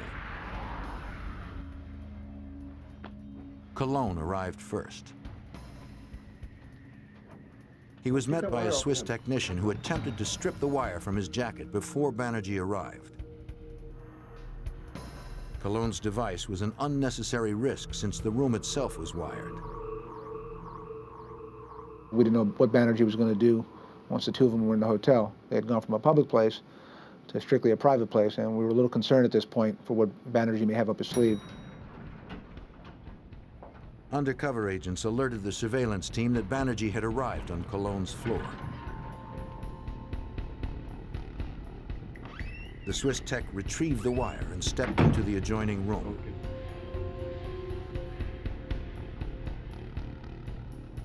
Colon barely had time to pour himself a drink before there was a knock on the door.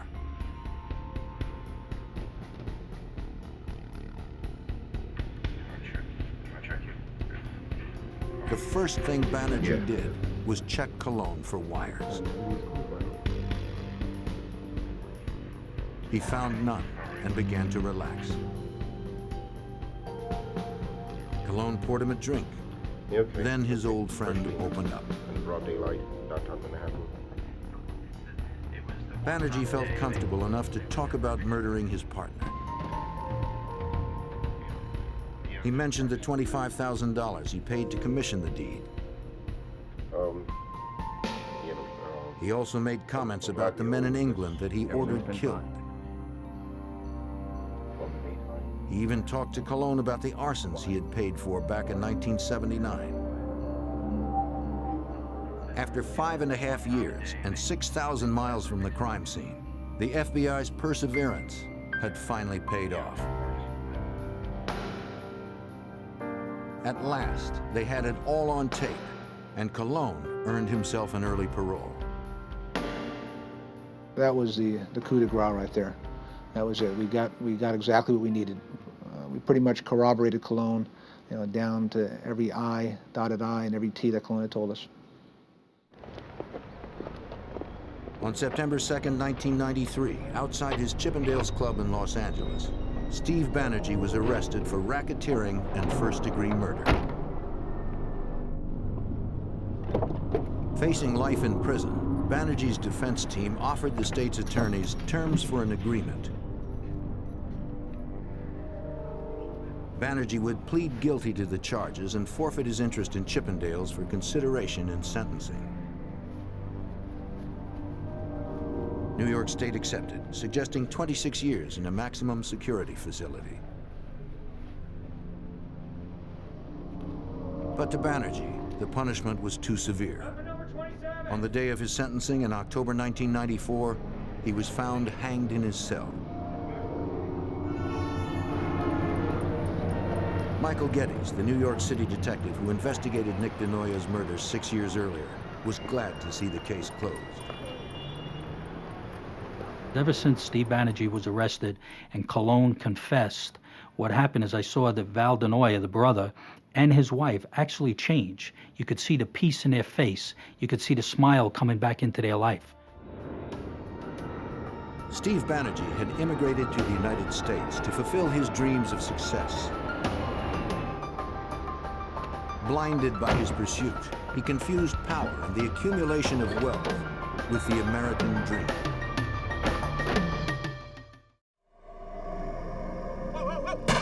The killers know when to strike and how to disappear. Murders stack up, all unsolved. But when a pregnant woman is assassinated, agents vow to stop the violence. A twisting battle ensues, and the line between cop and criminal blurs. Unless agents can solve the case, no one is safe.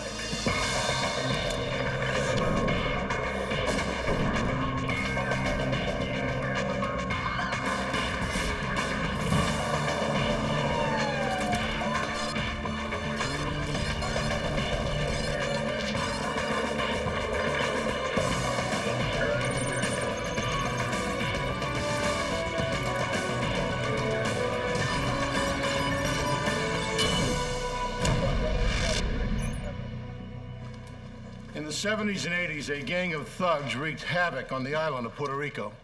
Organized, experienced, and deadly, they seem beyond the reach of the law. I'm Jim Kallstrom, former head of the FBI's New York office. As a U.S. Commonwealth, Puerto Rico falls under the jurisdiction of the FBI. Agents discovered the gang was run by corrupt cops, men sworn to protect, now out to kill. The fraternity of law enforcement was splintered and at war.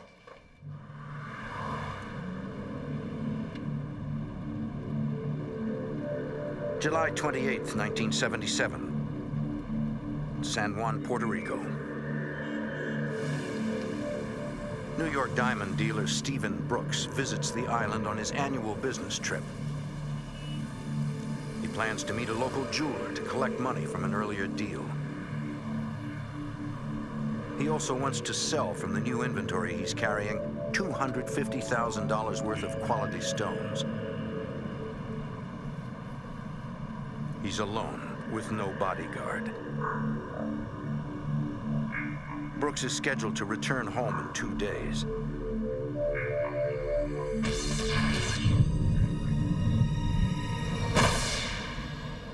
On July 29th, Puerto Rico police respond to the discovery of a body outside the city.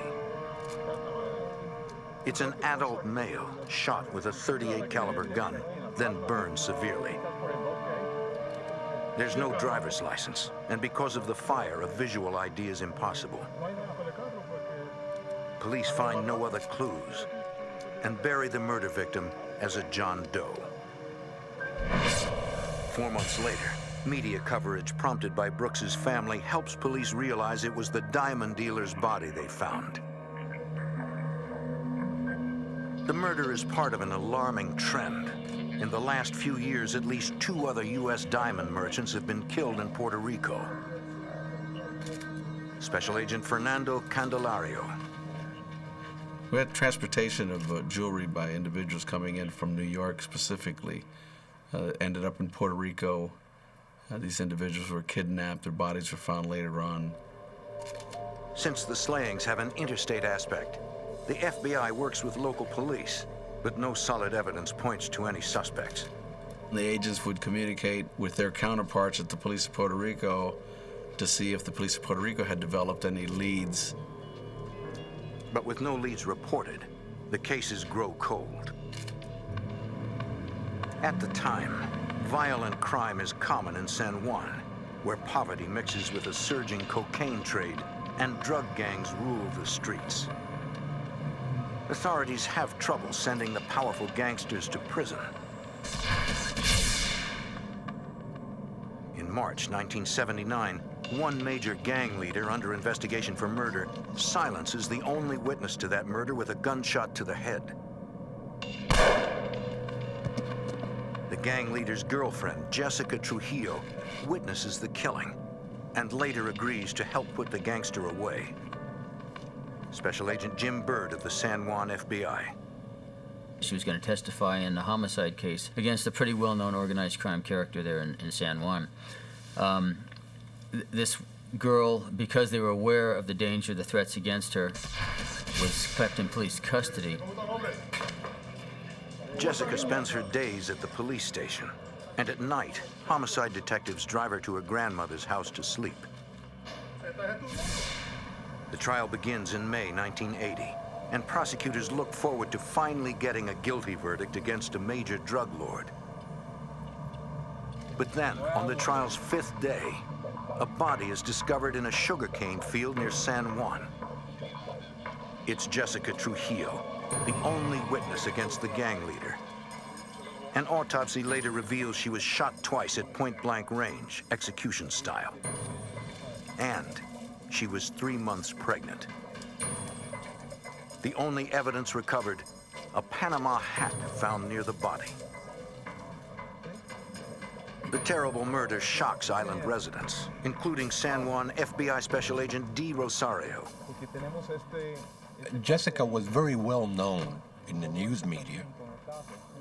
It was well known that she was going to testify against this other individual whom she witnessed murder another man. And it was well known that Jessica was being protected by the police. The allegations were, at least the rumors initially were, that since she had been in police protective custody, apparently she was murdered by police officers. Suddenly, the unthinkable seems possible. The Puerto Rico Bureau of Special Investigation, known as NIE, works potential police corruption cases. They asked the FBI for help. It was a matter of trust. Whom do you trust? And the NIE thought it better to trust the FBI than to go to the police department itself and try to find someone there that they could really trust to conduct this investigation. FBI and NIE agents interview the detectives in the homicide division and are stunned when no one claims to remember who had custody of Jessica the day she was killed. No cooperation was obtained at all. None of the investigators were going to talk at all about this thing. It's an ominous turn. Agents get nothing but interference from police officers sworn to protect and serve. The strict code of silence frustrates FBI Special Agent Angelo Class.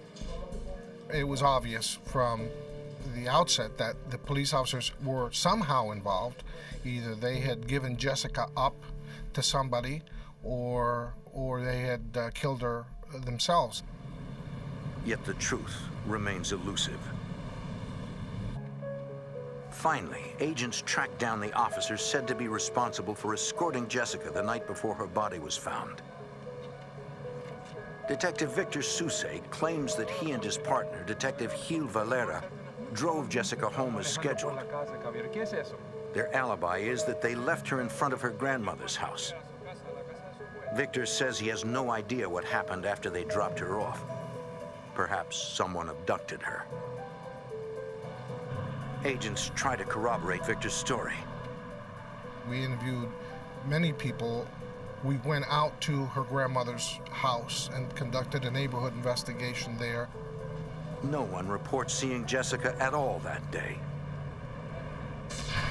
And then, the one clue that had been recovered disappears. The Panama hat found near Jessica's body mysteriously vanishes from the police evidence locker. Media reports claim the homicide chief often wears a Panama hat like the one in question. And agents determined the car used to drive Jessica home that night belongs to the Puerto Rican homicide chief himself, Emeterio Benitez. Agents secure the car, and FBI technicians examine it for evidence. Its interior surfaces have been recently cleaned, according to NIE Special Agent Manuel Aponte. You could smell the bleach on the car. We figure out that, it was clean because something might have happened in this car, something like a murder or something that was trying to be covered. FBI technicians dismantled the car. Beneath the front seat, they discovered dried blood, a lot of it. More blood appears beneath the dashboard and behind the passenger door panel. The way the blood was distributed in the car, we believe that a person had been killed in that car. Technicians also find ballistic evidence, marks that appear to be from a bullet discharged inside the car. At the FBI crime lab, examiners compare the dried blood to samples taken from Jessica at autopsy. But there's a problem making a match. Back then, we didn't have DNA. So the only thing we could say was it was the same type of blood as Jessica's, but we couldn't say that blood came from Jessica. When agents question Emeterio, the homicide chief calmly explains he bleached the car's interior after transporting a dead animal in the back seat. He says the bullet marks came from an accidental weapon discharge months earlier. He has no idea how the blood got there and explains dozens of people have access to his car due to a tight departmental budget.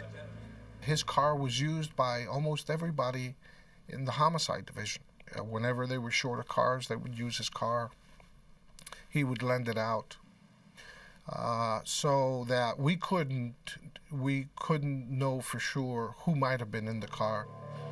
We didn't have enough physical evidence. Circumstantial, yes, but not physical. And when we charge somebody, we really want to go with a case that we're extremely confident in, that we're going to be successful in its prosecution. So we didn't want to take a chance and not be successful by prematurely charging anybody with a crime.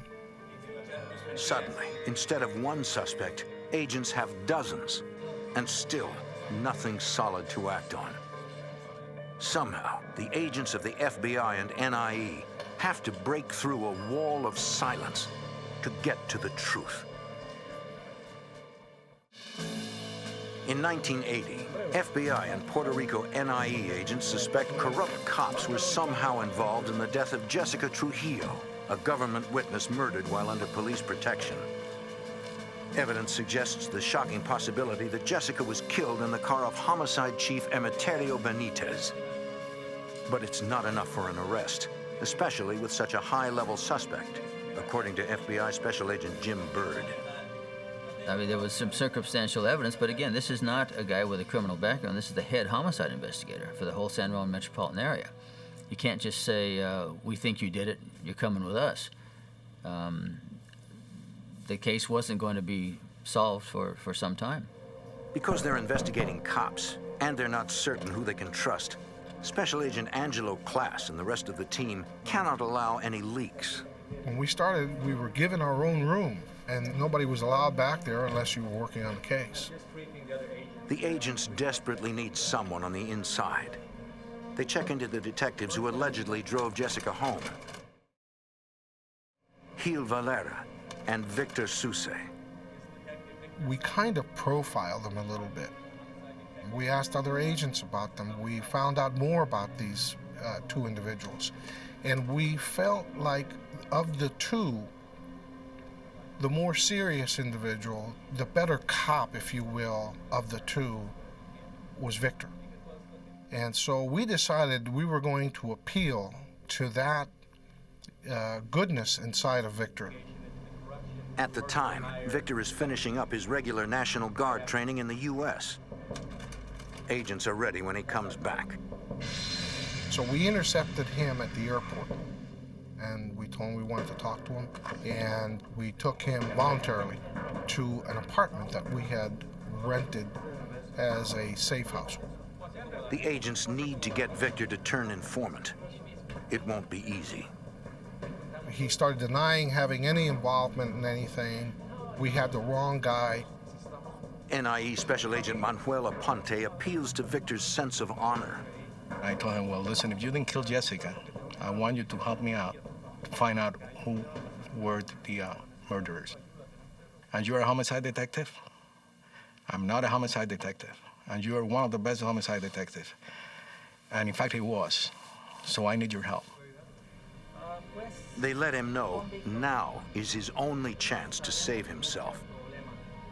The idea was, if you don't cooperate with us, we will conduct the investigation, we probably will charge you and convict you, and you will lose your family, you'll certainly lose that rank that you're wearing, you will go to a federal penitentiary, and the only way you can avoid this is by coming clean and telling us and cooperating with us. They assure the detective they will protect him. After several hours, Victor finally agrees to cooperate. He admits lying earlier. He had not driven Jessica home that night as he first reported. He was told to say that by the chief, that he and the other agent did not take her home. He doesn't know who took her home.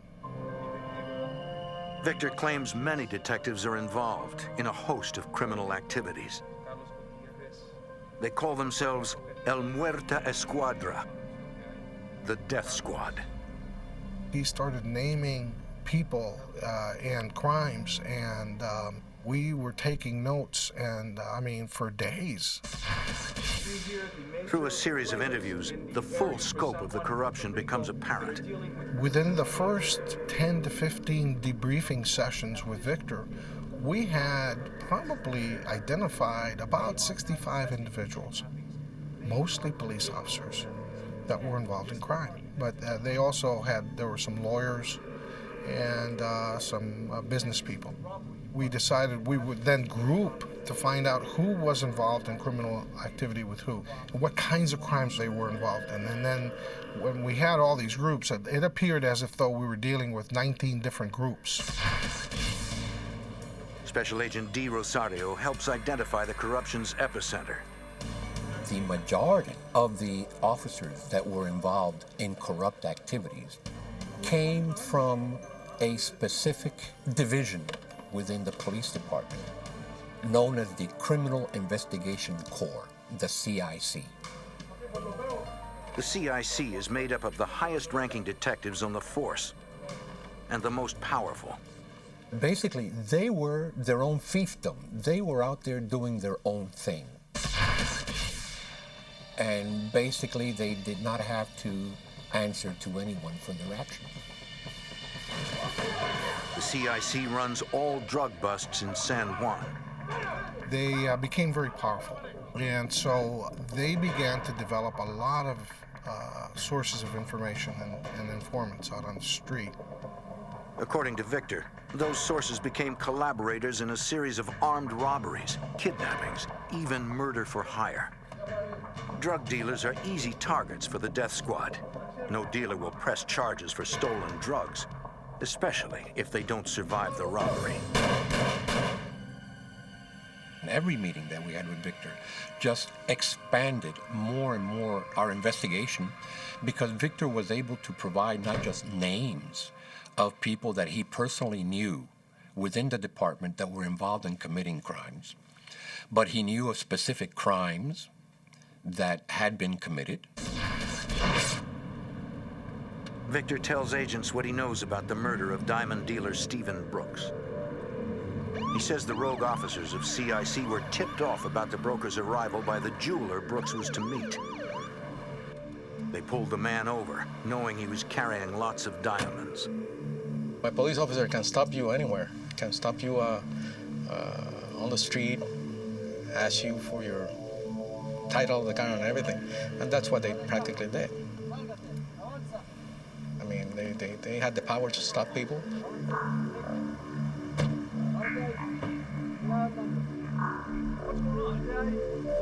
The trained officers made sure there were no witnesses.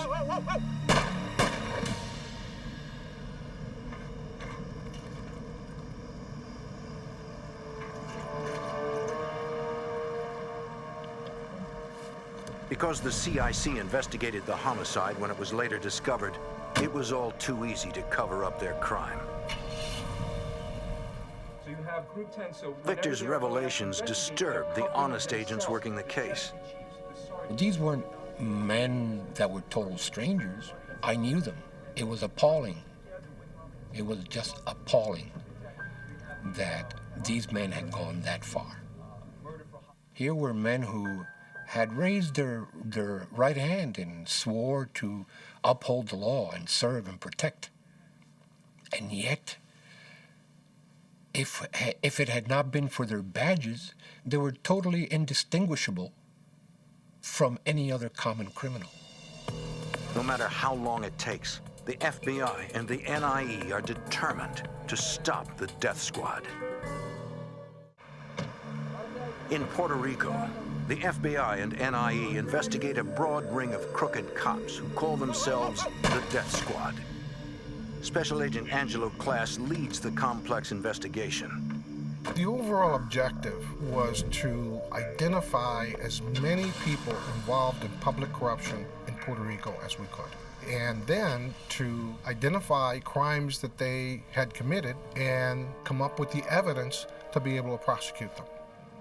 Detective Victor Sousse has cooperated, but agents need more for prosecution.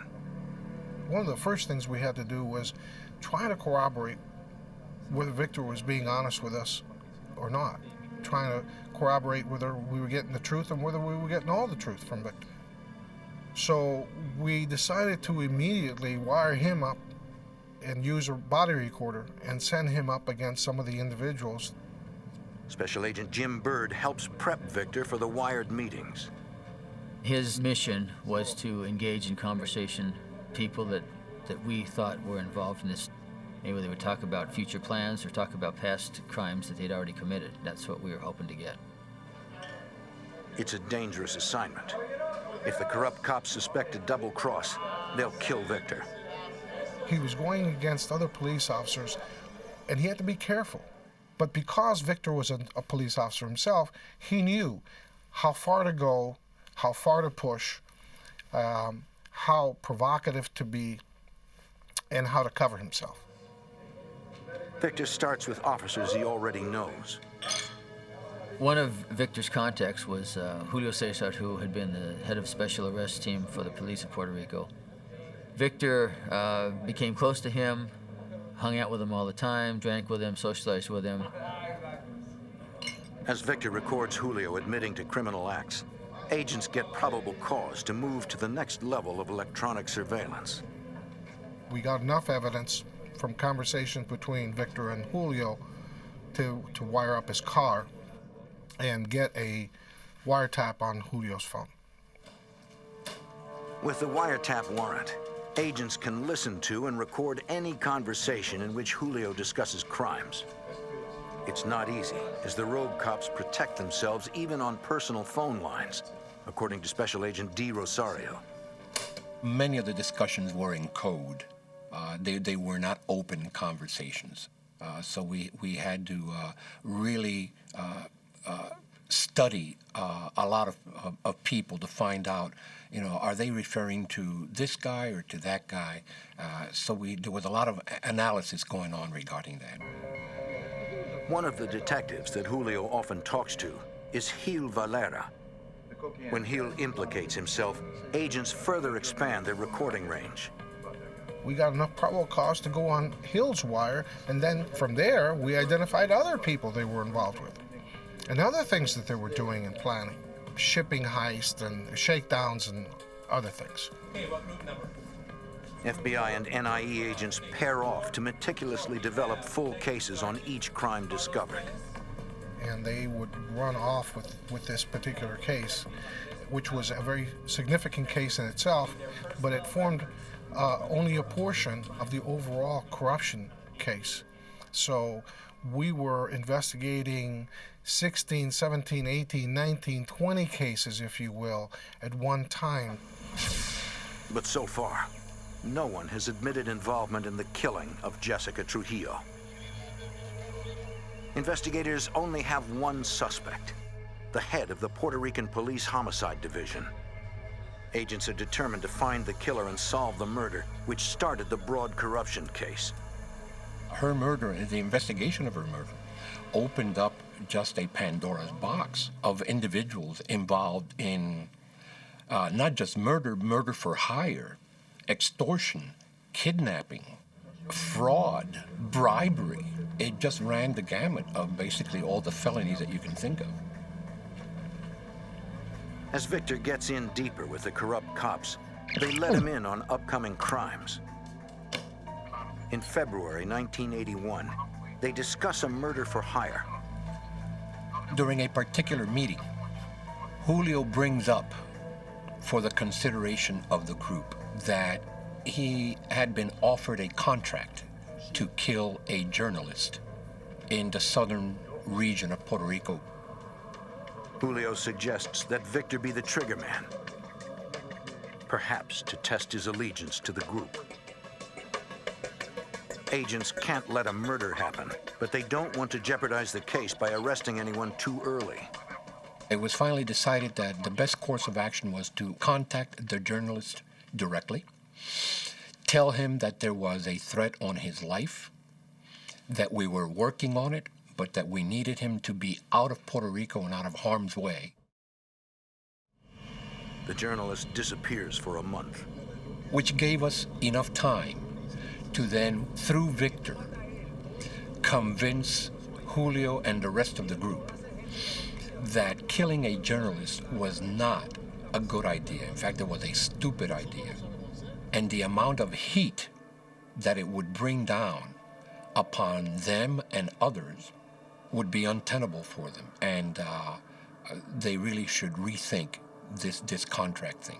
And that's exactly what happened. Convinced that killing the journalist would bring too much publicity, Julio calls off the hit. Every word is recorded, helping to build the case. We had microphones inside Victor's car, so whenever anyone was in his vehicle, we also would record their conversations inside his vehicle. Despite months of investigation, agents are far from their ultimate goal, to arrest and convict every corrupt officer. Victor just didn't have access to all of the people that we needed to get information out of. There were still huge holes. We were just barely beginning. And for those of us who were involved, we knew this. We knew this was going to be a long, long-term deal. And we had no illusions that it was going to be quickly resolved. One of the players Victor is not close to is Detective Alejo Del Monte, head of the CIC. Agents believe he is the most powerful man in the organization and the most untouchable. He was an extremely intelligent man, and as far as being an investigator, was perhaps one of the best, if not the best, homicide investigator that they ever had in that police department. That was who he was. Still, agents vow to dismantle the death squad, from the foot soldiers all the way to the top. In Puerto Rico, the 1980 murder of Jessica Trujillo prompts an FBI investigation into a ring of crooked cops. As agents learn of alleged crimes, case agent Angelo Class holds off on making individual arrests. There were so many people involved that it would have been good for that particular case, but it would have been detrimental to the overall objective, which was to identify as many people as we could that were involved in corruption in Puerto Rico. Special Agent Jim Bird. The other thing was, we still didn't have enough to make an arrest in the Jessica murder, or in any of the other murders or other suspicious activity that we thought could be tied back into police corruption. We just weren't there yet. Detective Victor Sousse is turned informant against the death squad. In April 1981, he learns the group intends to rob the Puerto Rico Power Authority. As a diversion, they plan to detonate a bomb at the back of the complex, then storm the front office. The hit is scheduled for when the most cash is on hand, according to NIE Special Agent Manuel Aponte. They somehow had the insight that at that time there was going to be a lot of money there and wanted to go over there before the armored cars come to pick up the money. Fearing that somebody was going to go in with guns blazing and take over this place, we had to intervene. But agents can't reveal their investigation. They have to use stealth for fear of tipping off the cops. They need to come up with a ruse. On the day the strike is to take place, Victor covertly contacts the FBI and tells them it's going down. Agents call the Power Authority and tell them about the bomb threat. As the death squad moves out, so do dozens of regular officers to search for a bomb. When they got there, the place was crawling with cops, so they didn't pull it off. And so we'd won one victory on that one crime for at least we bought one day. After more than a year, agents have good cases on several members of the death squad. But they still have nothing on Alejo Del Monte, the gang's alleged leader. Then, Victor announces a big break. We were informed that Julio Sousse had invited Victor to travel down to Caguas, a nearby town, and meet with Alejo, which was a big breakthrough for us. We wanted Victor to try to get a recording of Alejo. Hopefully they'd be talking about some kind of corrupt activity. From what I see here, Victor wants to record the meeting, but agents worry Alejo will find any wire. Victor had gotten so comfortable with wearing that body recorder that he actually fought us on it. He argued. He wanted to wear the body recorder. And we won out. Basically, we just said, no, you're not going to wear this body recorder. In December 1981, Victor and Julio travel to Alejo's home. Though Victor cannot record the meeting, agents need him to witness Alejo discussing criminal acts. As predicted, Alejo is cautious of a wire and discreetly pats down Victor. What Alejo was trying to do was to find out a body recorder. Thankfully, this night, there is none. If he had been wearing the body recorder, he would have been found out that same night. Alejo takes Julio inside to talk in private. Victor and his handlers fear he's been made as an informant. The fear is verified on the way home. Went in their car back to San Juan. He mentioned, you know what Alejo told me? That you may be working with the federal government. And that was the first time that we heard that Victor had probably been made. Victor tries his best to convince Julio he can be trusted. But soon agents learn it didn't work. It was around Christmas of 1981, and we had a wiretap ongoing. In one of the conversations we overheard, we learned that plans were well developed to have Victor murdered because they knew that he was cooperating with us. Investigators call Victor in to tell him it's over. And I remember Victor didn't want to come out. He wanted to keep on getting evidence against all these cops. We played that tape for him, and he dropped his head and realized that it was all over, that he and his family were going to have to leave. Agents whisk Victor and his family out of Puerto Rico and into the witness protection program before the death squad can get to him. When Victor stops answering his phone, the rogue cops will surely know some sort of investigation is going on. They'll be less likely to talk and tougher to crack. Still, the investigation continues. We had, by this time, developed some additional sources within the police department who maybe were not as prolific in terms of the information that they could provide like Victor could, but certainly they provided enough information that led us to actually conduct further investigations. Agents need real evidence against the most dangerous corrupt officer, Alejo Del Monte. We had this information about Alejo, not only by Victor, by some other cops, that he was the coordinators of these crimes, especially committing murder against jewelers and contract to kill people. So Alejo was our target. So far, they have nothing solid against the leader Alejo, but they are about to get it. September 1st, 1982, 2 years into the investigation. Mario Ramirez is driving home after work from his father's jewelry store. He has no idea his world is about to come crashing down.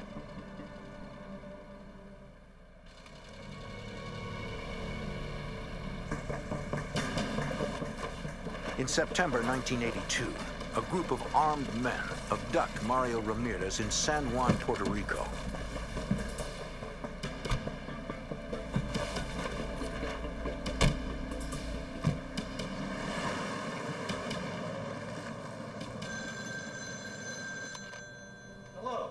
That night, Mario's father receives a call. The man on the line says they've kidnapped Mario for a $500,000 ransom. He says he'll call again with instructions, and they'll kill Mario if anyone calls the police. For hours, the family struggles with what to do. Then Mario's father calls his neighbor, FBI Special Agent Angelo Class. It just so happens that the victim and his father lived across the street from me and were personal friends of mine. Class comes over right away, sneaking in a back door. Hearing what happened, Class calls for additional agents and tells them to park on side streets and slip in unnoticed. We have to be careful because I suspected that the bad guys would be watching Mario's house. As the team gathers, they discuss the case. Earlier, a confidential source reported Alejo Del Monte planned to kidnap a jeweler's son. Special Agent Jim Bird teaches the family to extend future calls long enough for a trace and to elicit details of where Mario might be. We try to coach them before the call comes in. Okay, next time he calls, what are you going to say? What are we going to do? What's the plan? What they don't tell the family is that if the death squad is responsible, Mario may never come home. We thought from the very beginning that based on what we knew about the people involved, that Mario most likely was going to be killed, whether they got the money or not. The chances that he would survive this ordeal were not great.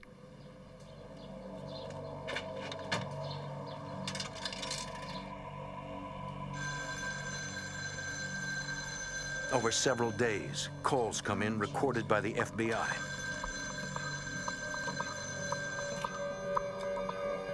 Stalling for time, Mario's father says he can't come up with all the money. The caller lowers the ransom to $224,000 in cash and jewelry. Mario's father tries to keep the man on the line, but the kidnapper knows exactly when to end each call.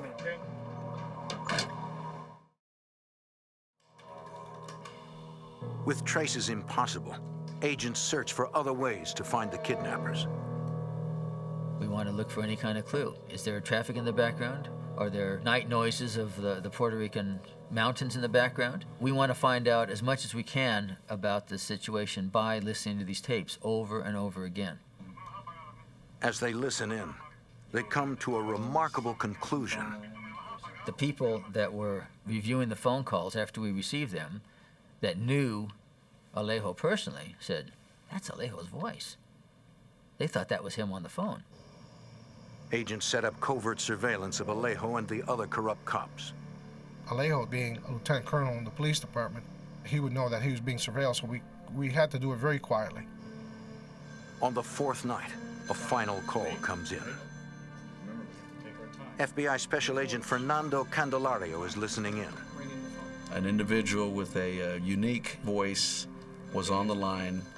He was very specific as to where he wanted the family to drop the money off. He described a bridge off the Caguas Expressway. The caller says the money and jewelry should be placed in a pillowcase and dropped into the grass by the bridge. The drop must be made in 1 hour. No cops, no FBI. We began a trace. That was unsuccessful at that point because the call was too short. This individual was pretty sharp.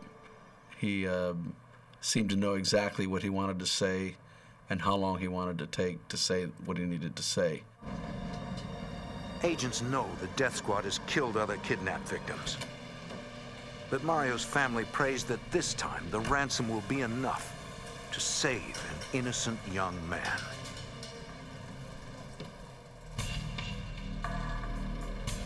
The FBI and Puerto Rico's NIE believe a gang of rogue cops known as the Death Squad have kidnapped Mario Ramirez. On September 4th, 1982, agents surveil the ransom drop site, a bridge outside San Juan, according to NIE Special Agent Manuel Aponte. We had a couple agents nearby that place, and they sneaked down to that road, far away, and just stayed over there in the bushes.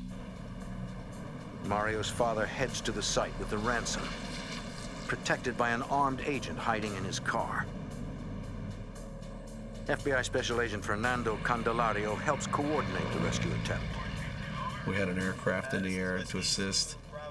You'd be surprised how quiet the plane could be This was at night. We could fly with lights out, so the kidnapper's not even going to see the plane in the sky. Dozens of agents conduct ground surveillance, trying to remain invisible. With everyone in place, Mario's father makes the drop by the bridge as instructed.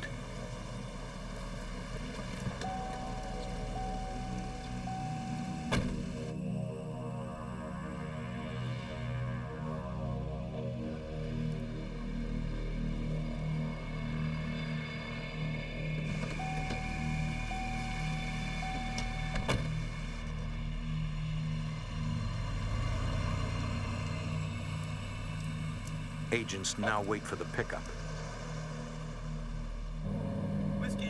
Soon the pilot spots a vehicle approaching. The plane observes the vehicle park near the bridge. An individual exits the vehicle. The individual apparently found what he needed to find, the package containing the money. Returned to his vehicle and drove away.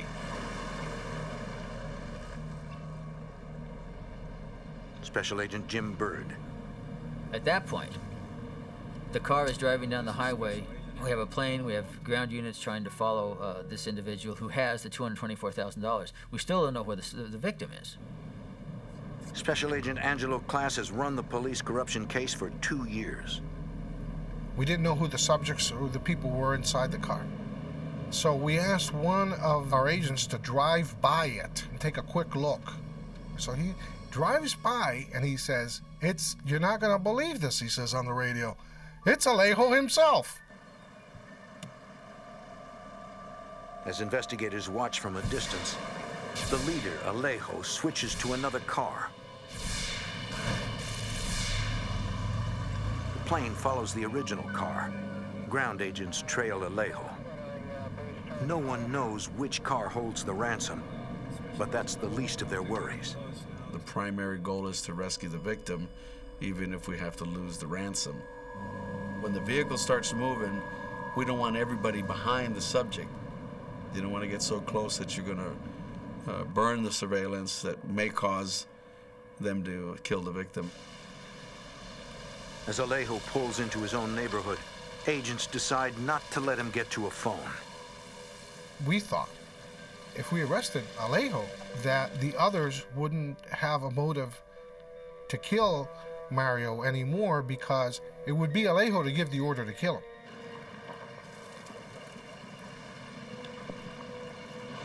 At the suspect's house, the agents move in. FBI, let me see your hands. Special Agent D. Rosario calls in a warning. Put your hands up. I got on the radio and I said, be careful. He always carries an Uzi. Ignoring agents' instructions, Alejo makes a move like he's going for a gun. An NIE agent fires a warning shot. But it went so close to his face that it actually popped his eardrum, and his ear started bleeding. Agents find no ransom in the car and no sign of Mario. A search of Alejo's house turns up no other evidence. Then, the surveillance plane loses contact with the other car. It seems a total loss. Well, we have a colonel from the police of Puerto Rico being arrested for kidnapping charges. We don't have a victim, and we don't have a ransom. Figure 4, any sign? Mario is still out there, somewhere. Agents try to get Alejo to crack and tell them where the victim is held. None of that happened. It was simply, you got the wrong guy. I don't know what you're talking about. I'm a lieutenant colonel of the police of Puerto Rico. You've made a big mistake. Agents scramble to find any of the other suspects. We went up and down streets in Caguas and the suburbs looking for the cars we had identified with these criminals. Hours pass. Hope begins to fade. And then... Mario was left on the side of the road near San Juan. Called his house from a public telephone booth and said, "I've been released." And we picked him up and brought him back in.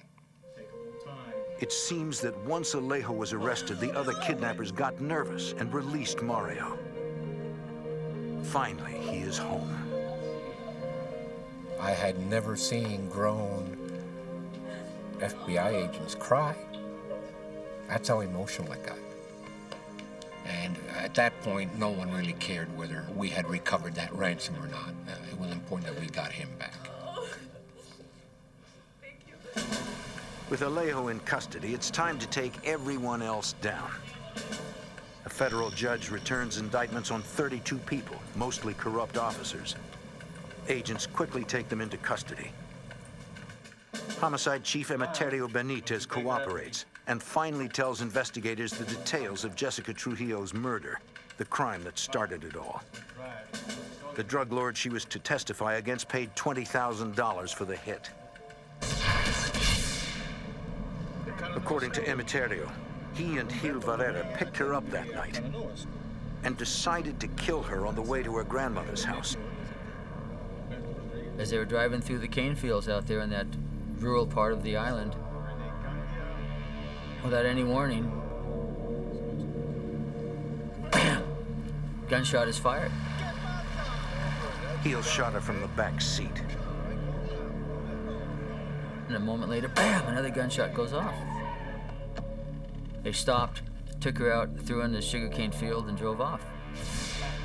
Later, Emeterio realized Jessica had playfully pinned his own police ID on her shirt.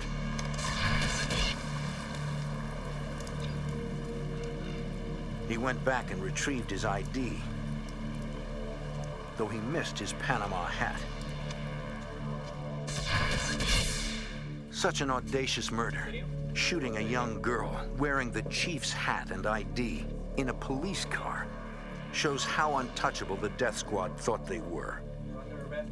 This was done without any planning on who was going to pull the trigger, or where it was going to take place, or what were they going to do with the body. He just shot her, driving in the head of homicides police vehicle. The 2-year investigation is the biggest police corruption case in Puerto Rico's history. Most of the officers plead guilty, and all receive sentences ranging from 8 years to life. It's reprehensible. What could be worse than somebody with a charge, an affirmative duty to protect citizenry, and they're out blowing their brains out for money? Today, the police of Puerto Rico is a different institution. The rebel CIC division has been disbanded, and the citizens of Puerto Rico can once again trust the men and women sworn to protect them.